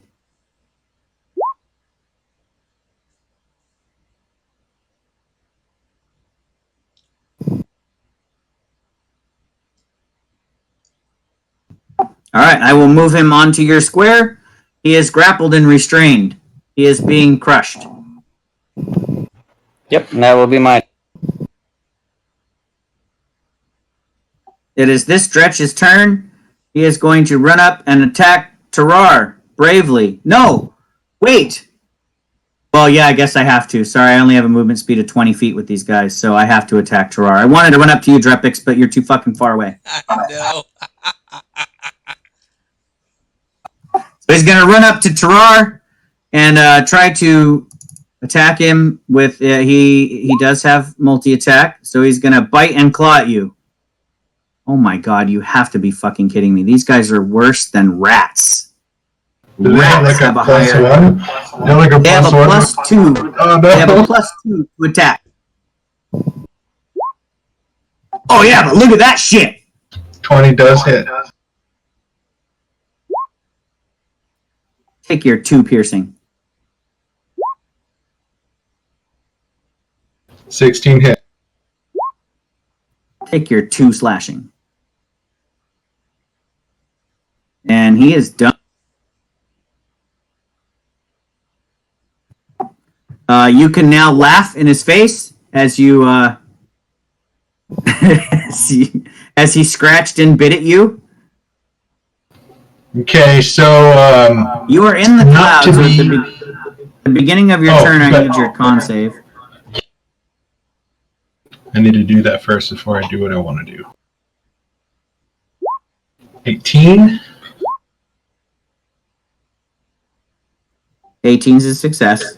So not to be outdone by the giant snake, I see that as a personal challenge. I'm going to use my action as a grappler to German suplex this Vrock into the ground and hopefully restrain him with a pin.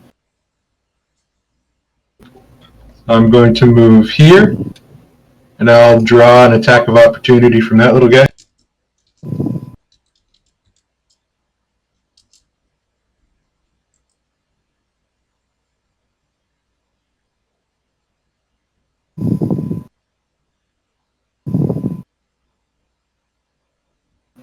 All right. So wait, are you? I moved 5 feet out of the cloud, I'm going to draw from this guy, and I'm going to use my action as a grappler to German suplex the Vrock onto its back and restrain him. However, both of us will be restrained if I succeed in this pin. So it's just I'm using my whole action to do this.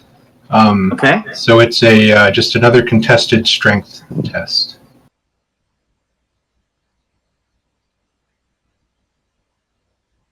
(24). The Vrock is basically just surrendering to you at this point. I can't break free. It's like, no, its wings are pinned, little thin arms and legs. The demon's like, what the hell is this hairy beast that's got me? Yeah. It's screeching. So while we're both like this, we are both considered restrained. Can I throw in the flavor that I German suplexed him over here? And I'm looking at this. I'm looking at the snake lady and laughing, like I can do it too.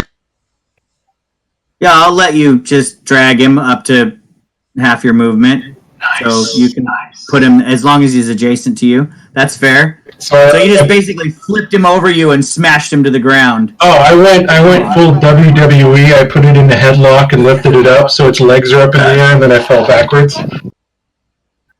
Awesome. That's the end of my turn. Oh, and I'm not using my bonus action to activate my fire. And in case you're confused by that, I'll link it. So it's not a passive while you're raging, it just does? When I first rage, it automatically pops up, but I have to use a bonus action each turn to direct the damage. That's the way. I was playing it wrong. Oh, that's their way of not making sure that you're hurting your buddies all the time, unless I wanted to.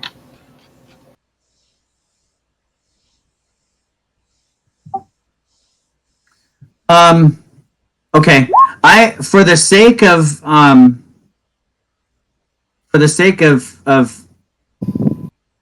not being a dick, I guess.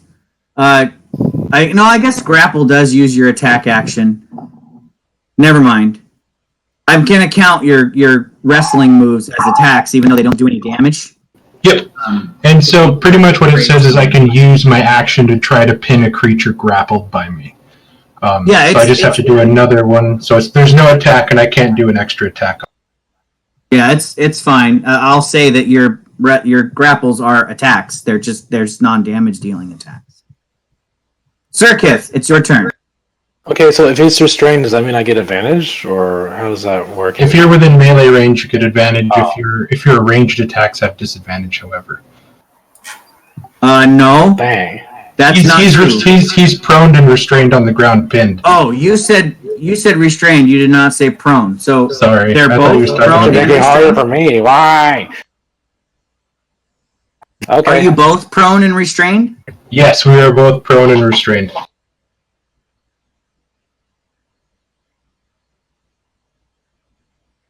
Can I attack these guys from here? These. The two little guys. You can have line of sight to them.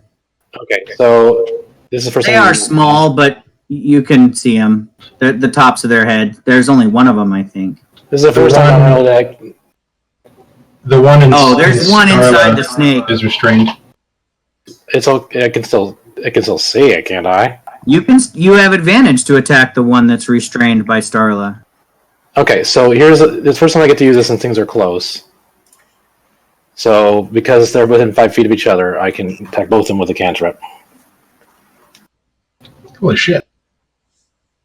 I'm gonna do chill touch against both. So roll once with advantage. Yeah, I'll do the restrained one first.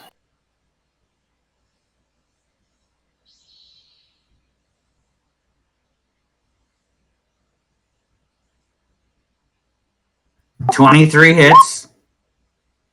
That kills it. So your skeletal hand, now you cause 2 skeletal hands to appear, and one of them wraps its bony fingers around its throat and just snaps its neck. Well, first it gently caresses the side of the face, and then grabs the neck and chokes the life out of it. And then I'll do the other one now. That one does not have advantage. That still hits. Holy shit, that's a lot of damage. This guy hadn't been hit yet, but now he has been. So he's half dead. Okay, I'm happy with my round. I'll end it at that. All right, Twitch, finish him off. Twitch will. I think he's going to hop off his dire wolf, and he's going to shocking grasp this one on the ground. Okay, you have advantage since he's prone and restrained and grappled and he's like pinned. Yeah, you just reach out and touch him. That will hit him.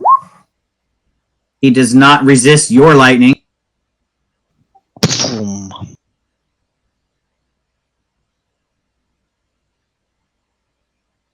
The lightning courses through the demon and shocks Tarar. Just kidding. And then I will use a bonus action to disengage because of my nimble escape. Perfect. All right, Drepix. This is how it's done. I'm going to stab the thing with the Shadow Blade. With advantage.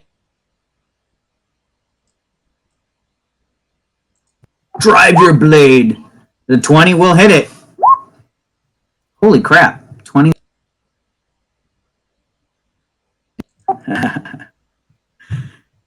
This time you were not lucky. It had 25 hit points remaining, so you almost. Drats.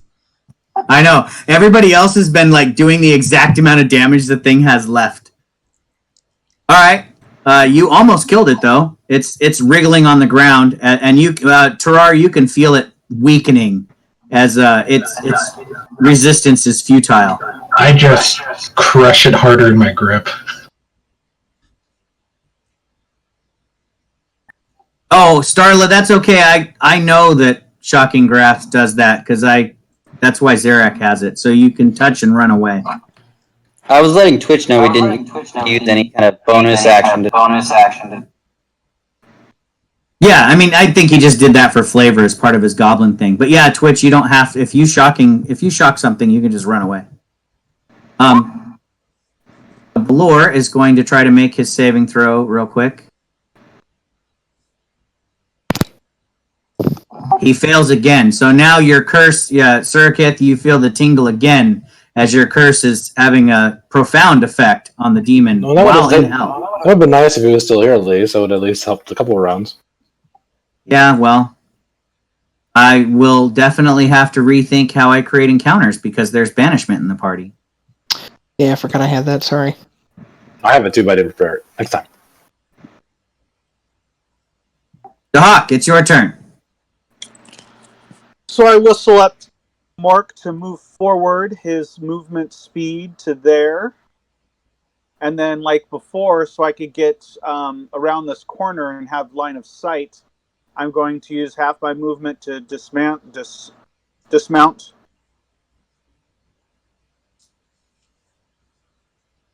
And now I believe I should be able to get in. So I will go. I've got allies surrounding, so. Which one are you attacking, the little guy or the big guy? Well, first I'm going to move my hunter's mark to the little guy, and we'll go him first. Okay, you attack him normally. You would have, or with advantage, I guess. You have disadvantage against the guy that's prone, though. So you would attack him right. He'd attack normally at the Vrock, though, correct? Because he's restrained and he has pack. Yeah, I said he would attack normally. Advantage on the first one, normal on the second. Right, one. and hunter's mark on the Dretch, please. Okay. Go for it. You hit the dretch.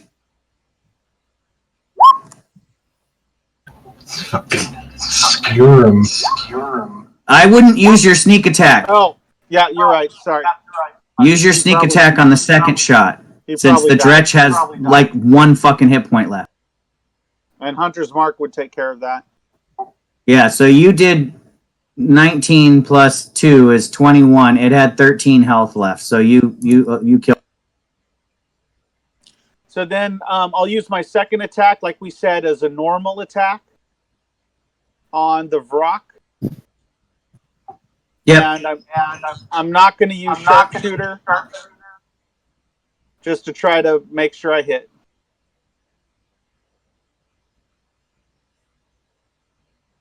That definitely hits. And then the sneak attack. All right, so that's 18 damage. It had 1 health left because Drepix almost killed it.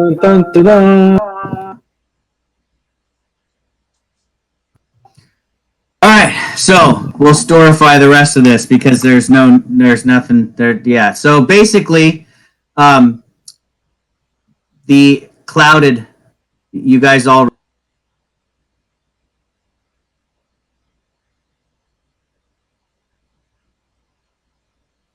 Okay. Yeah, I think his push to talk clicked off. Yeah, you're Sorry. gone. Okay, I'm back. Hold on, let me change that real.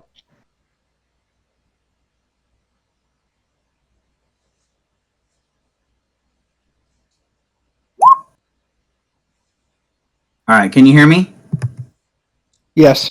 Yes. Okay. So hopefully there's no echo for this bit, but the clouded image in the reflecting pool fades, and you all kind of shake your heads as you're staring around the pool. And the hooded image in front of you that's surrounded by the spirits of your ancestors raises its head to regard each of you, but you still can't see its facial features as the hood is very deep and dark. But she looks at each one of you in turn and she says, well, like I said, maybe. That is one possible outcome. The future is always cloudy and indistinct. But fear not, as it seems that even in a dire future, your success is... Shut up, Alexa. Alexa, talk to me in the middle of Alexa, me shut talking. up. Yeah, sorry. She distracted me. Stop. She says that I have chosen wisely, it seems, as your skills are magnificent and you should overcome any challenge before you. I don't know if you have heard, do the Vrocks melt away? The image fades. Tarar, you missed the beginning of the story. The whole scene was not real. Yep. You were watching a vision of a potential future. She removes her hood, and before you, you see a young woman with raven black hair, very fine features, and there's a touch of gray on her temples, but she looks almost ageless. Even with the gray on her hair, you can't quite tell how old she is. And she says, I have a task for you. Have you heard of Her Dark Majesty? And none of you have. So, you answer in the negative. But I only know of one Majesty, the one I serve. Ah. Well, I don't know that if your Majesty walks this earth, but Her Dark Majesty does. And it is her intention to wipe out all the races, monstrous, human, elf, dwarven, even those nasty tieflings, demon-worshipping tieflings that live on the other side of the mountains, that if her reach spreads that far, she will bring back the might of the Eldarin. And the Eldarin is something that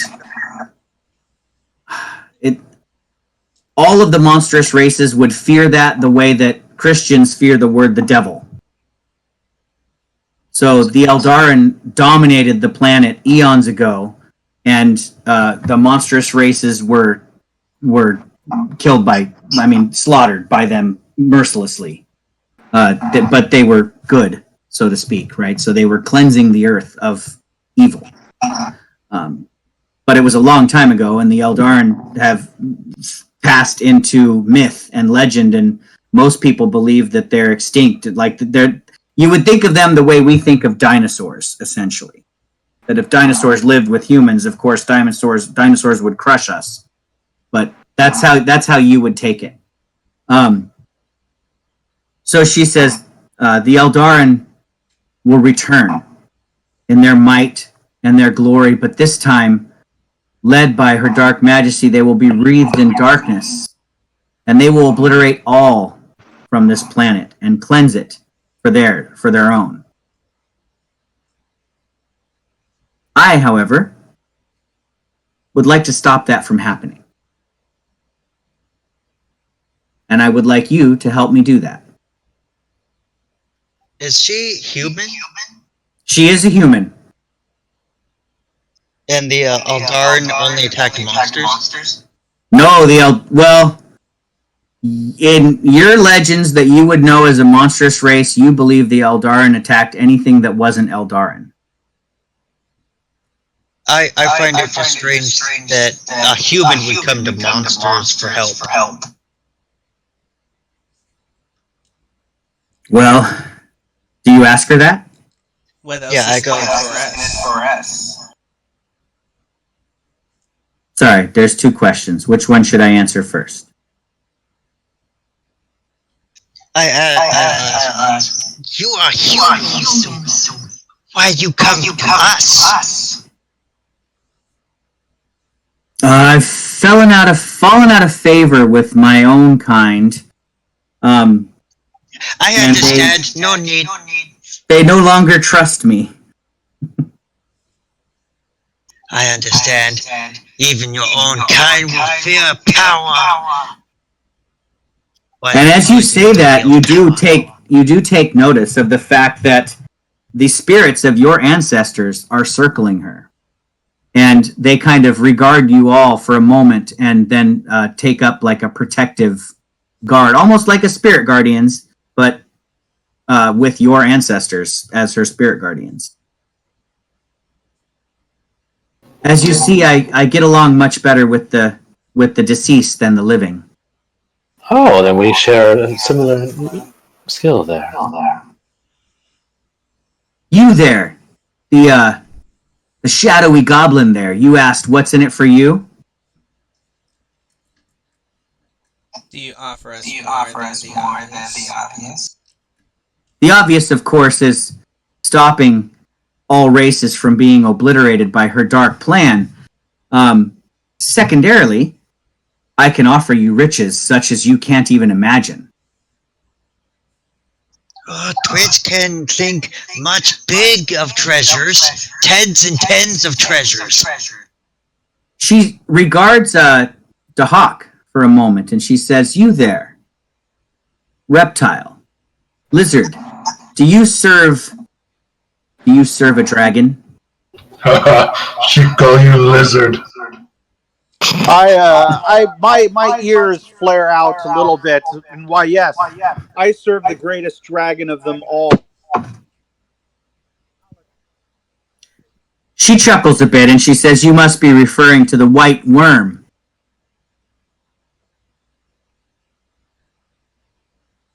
The only dragon of such magnificence that exists in these lands.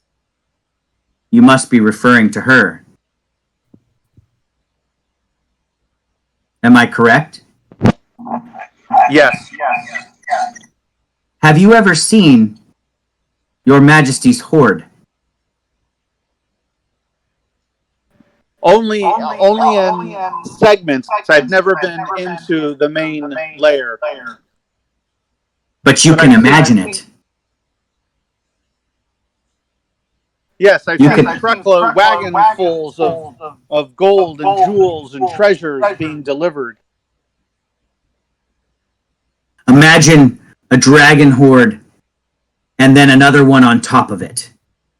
That is what I can offer you. Such that you could buy yourselves a kingdom and slaves to fill it with.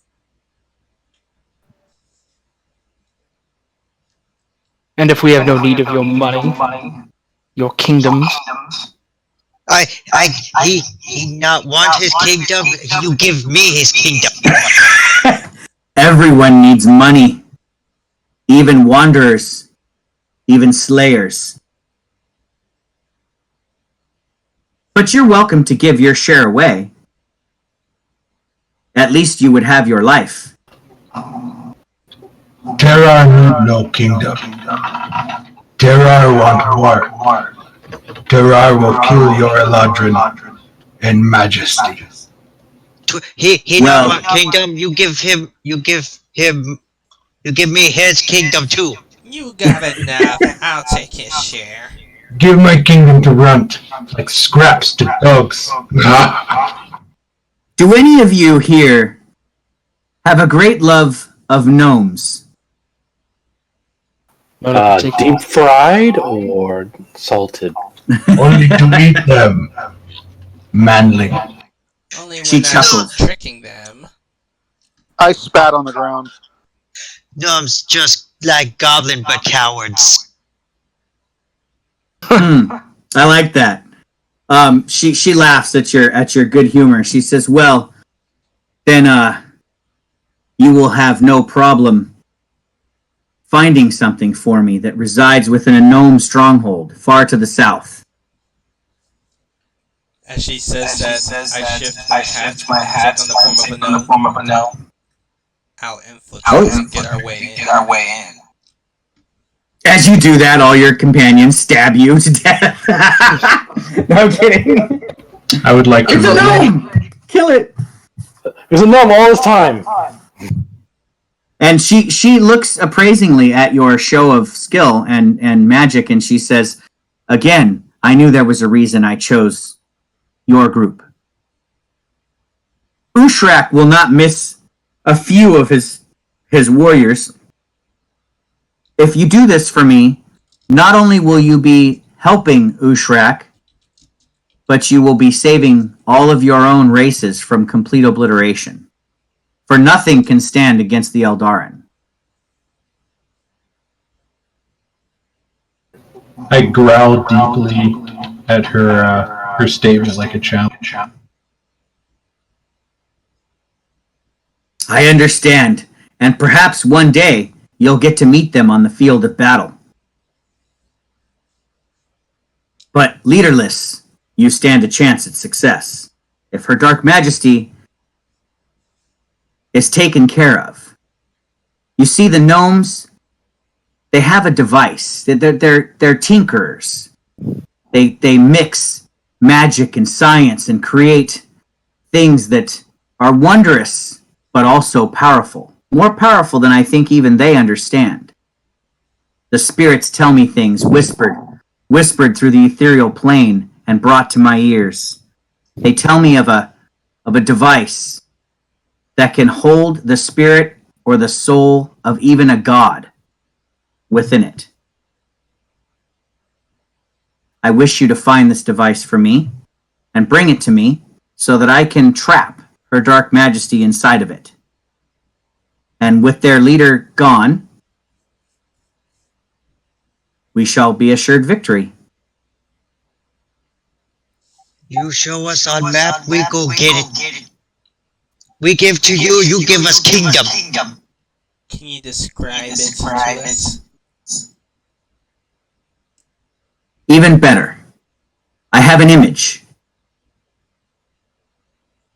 But I can't give it to you here. For I'm not really here.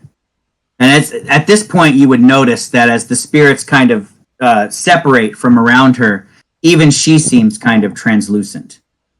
Almost as if she herself is a ghost, but just slightly more solid than the spirits that surround her.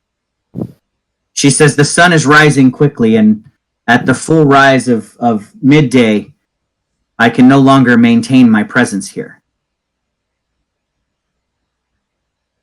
And where is here? You bring us here? Where is here? Look again into the pool.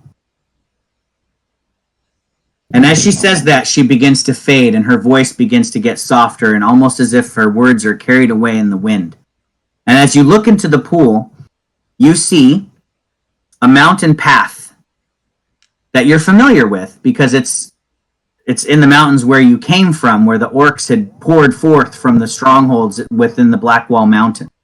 But it's a small footpath that leads to the south instead of to the west, heading to the lands of Ontaran and the mountains to the south there, where you know that the gnomes have built their strongholds. That little footpath, you kind of, in the image, you're kind of soaring along the footpath as if you were an eagle flying above it. And she says, watch closely. And the footpath winds through the mountains until it arrives at a small cave entrance. And at the front of the cave entrance, you see a small fire pit and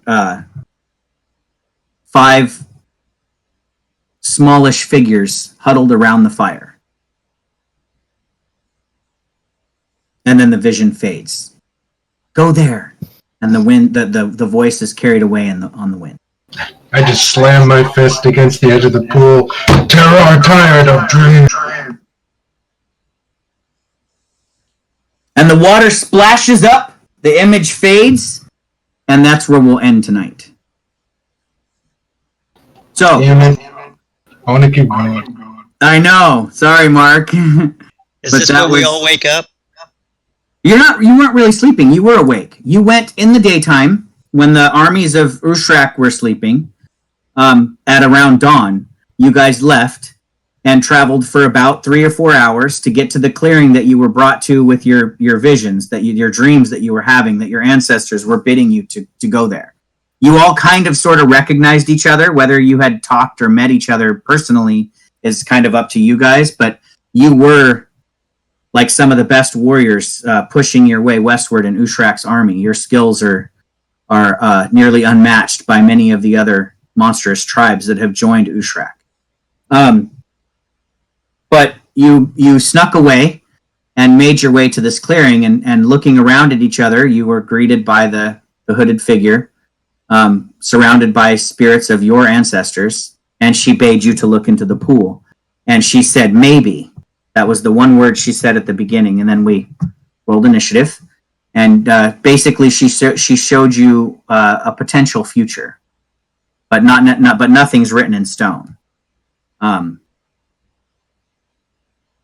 then when the image faded, you were back in the reflecting pool, and now you're 6th level selves. So, a couple of questions. As a 6th level character, none of you have banishment, right? No. It's 4th level spell. And what level is it that I'm going to have to take that into account? 7th. Yeah, 7th. So next level. 3 sessions. Okay.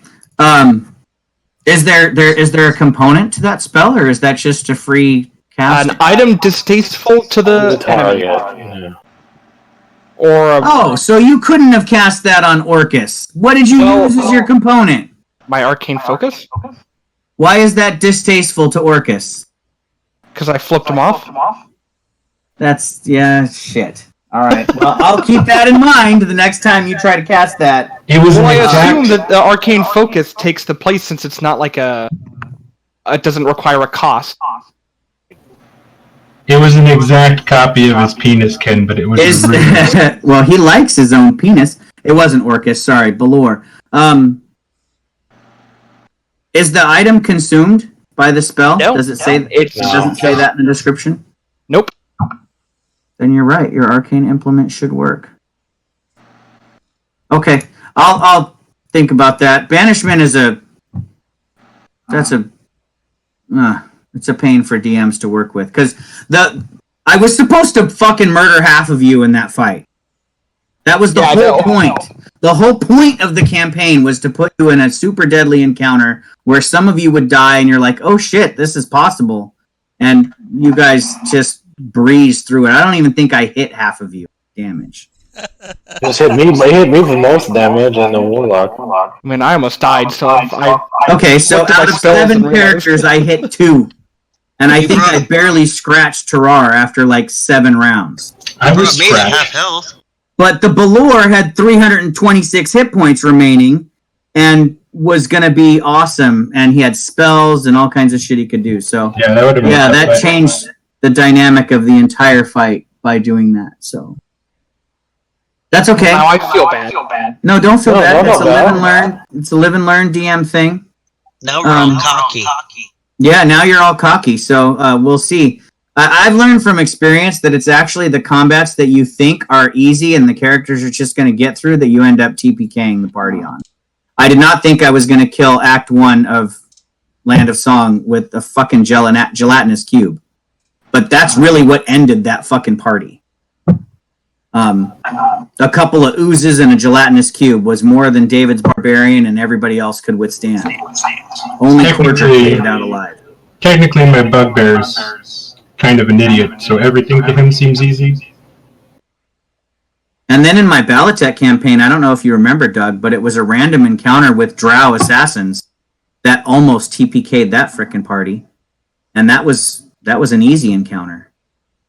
Just, I think I was putting you guys to sleep with my attacks and then, like, slitting your throats while you were on the ground. Well, Anyway, yeah, so... that group, none of them was playing smart, and I think I was doing most of the work. Yeah. But anyway, it's sometimes, like I've learned, when you set up a good big boss fight, sometimes that just gets cheesed, and it's the regular encounters that sometimes are far more deadly. So that's okay. Feel your pain, Ken.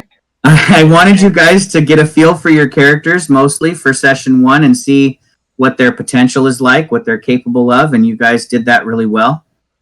So our next game is on the 20th. Yeah, that's fine for me. 20th of July at 8 o'clock. So edit your characters that you have on Roll20 down to 6th level. And if you could, just ping me on Messenger when you're done with that, just so I can look on Roll20 and see what... Like, I want to look at your spell lists and see what you have prepared and what you can do, so I don't create something that's too hard or too easy. Hey, Ken, can I ask you a question? Yes. It's my first time playing cleric, especially a death domain cleric. Would you mind if I just make one change to one catch What is it? I want to change out Separate Singer for Toll the Dead. Yeah, that's fine. You didn't even use it in this session, so that's fine. Yeah. I also want to throw out whoever wants to play an archer. There are going to be a couple of days I'm not going to be able to make, 20th being one of them. And I don't want to adjust the schedule on other people. So I'm going to end up missing sessions if people want to play Dahak in the group. I can help you out with it. My turns are relatively simple, so...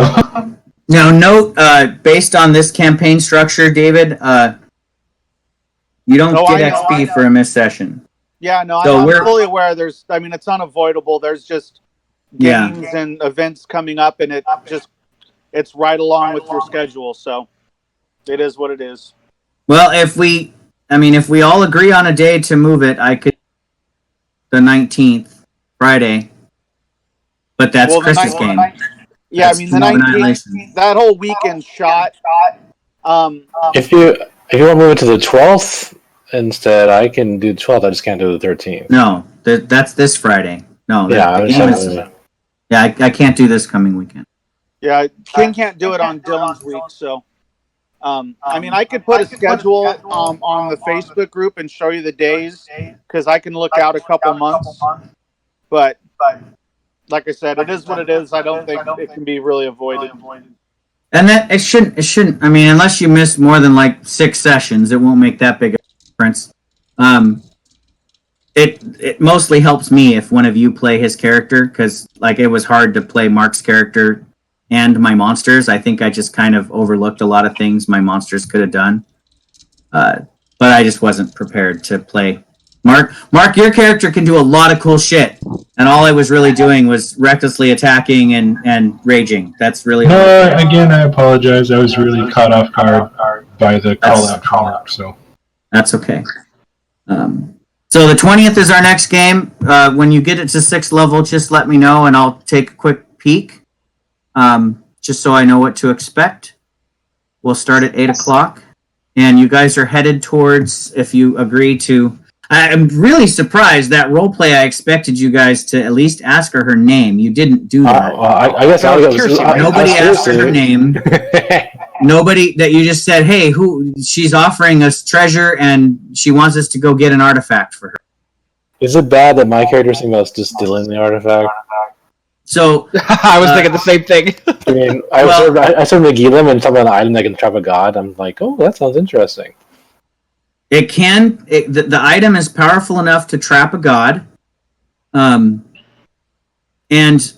for your pleasure, you are going into my steampunk world. Yay. So look forward to that. The gnomes are very steampunky, so you will encounter things like that in this part of the world. But you will be mostly underground. I have a configuration question. People who are good at Roll20. Mm-hmm. So, Toll the Dead does 1d8 if the person hasn't taken damage. But if the person has taken damage, does 1d12. Or, 2d12 and 2d8 if you're 5th level. That's correct.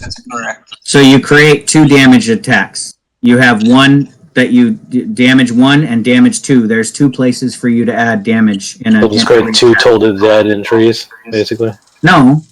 In Toll of the Dead, if you bring up any attack... Oh, I see. There's damage 1, damage 2, and just ignore one or the other, basically. Fill in both, and I would just say the first one is if the thing is got all its health, and the second one is if it's hurt. Doesn't. Yeah, okay. Yeah. That's what I was thinking. Thanks. No problem. Okay, kid, I'm at 6th level now. Awesome. I will take a look. But yeah, it was fun. Sorry you missed some of it, Mark, but that's okay. This was really just I was supposed to scare you guys, but also give you a chance to play your characters out and see what they could do. No, I was scared. Well, I figured when I landed the Balrog, like right in front of Ikreg, I shit my pants. That was fun to do. But yeah, he could have done a lot more. But that's cool. I got to whip up Zerkith and drag her to me with a flaming whip of fire. That was pretty fun. I got to run my finger along his leg and curse him. That curse was a good move. I almost wish that he had been on the field just a little bit longer because the curse would have prevented him from doing something for 2 rounds anyway. That would have been kind of exciting. More balanced, but still scary. I would have role-played his rage at being unable to do an action because of the curse. And we could have tried to flavor text that somehow, like maybe Black Hand of Doom is wrapped around him for a turn or something. I don't know. Or no, it would have been even better to have like a black snake that would be wrapped around him, like a manifestation of Nagilim, preventing the Balrog from acting on that turn. Yeah. Anyway, it was fun. You guys have a good night. And I got to use my overpowered lightning bolt. I was really impressed with all the surprises you guys brought tonight. So that was fun. I also liked how you had creatures that were lightning resistant, and I just go, no. Yeah. Well, the funny thing is, I had originally set that up as and I had created legendary actions for the Balrog, because they don't normally have them. So I was originally going to do that as a solo, and I only added the summoning thing today, because I was like, it's already deadly with just a Balor against your party of 7. But I was like, I want it to be Chris Lagozo deadly.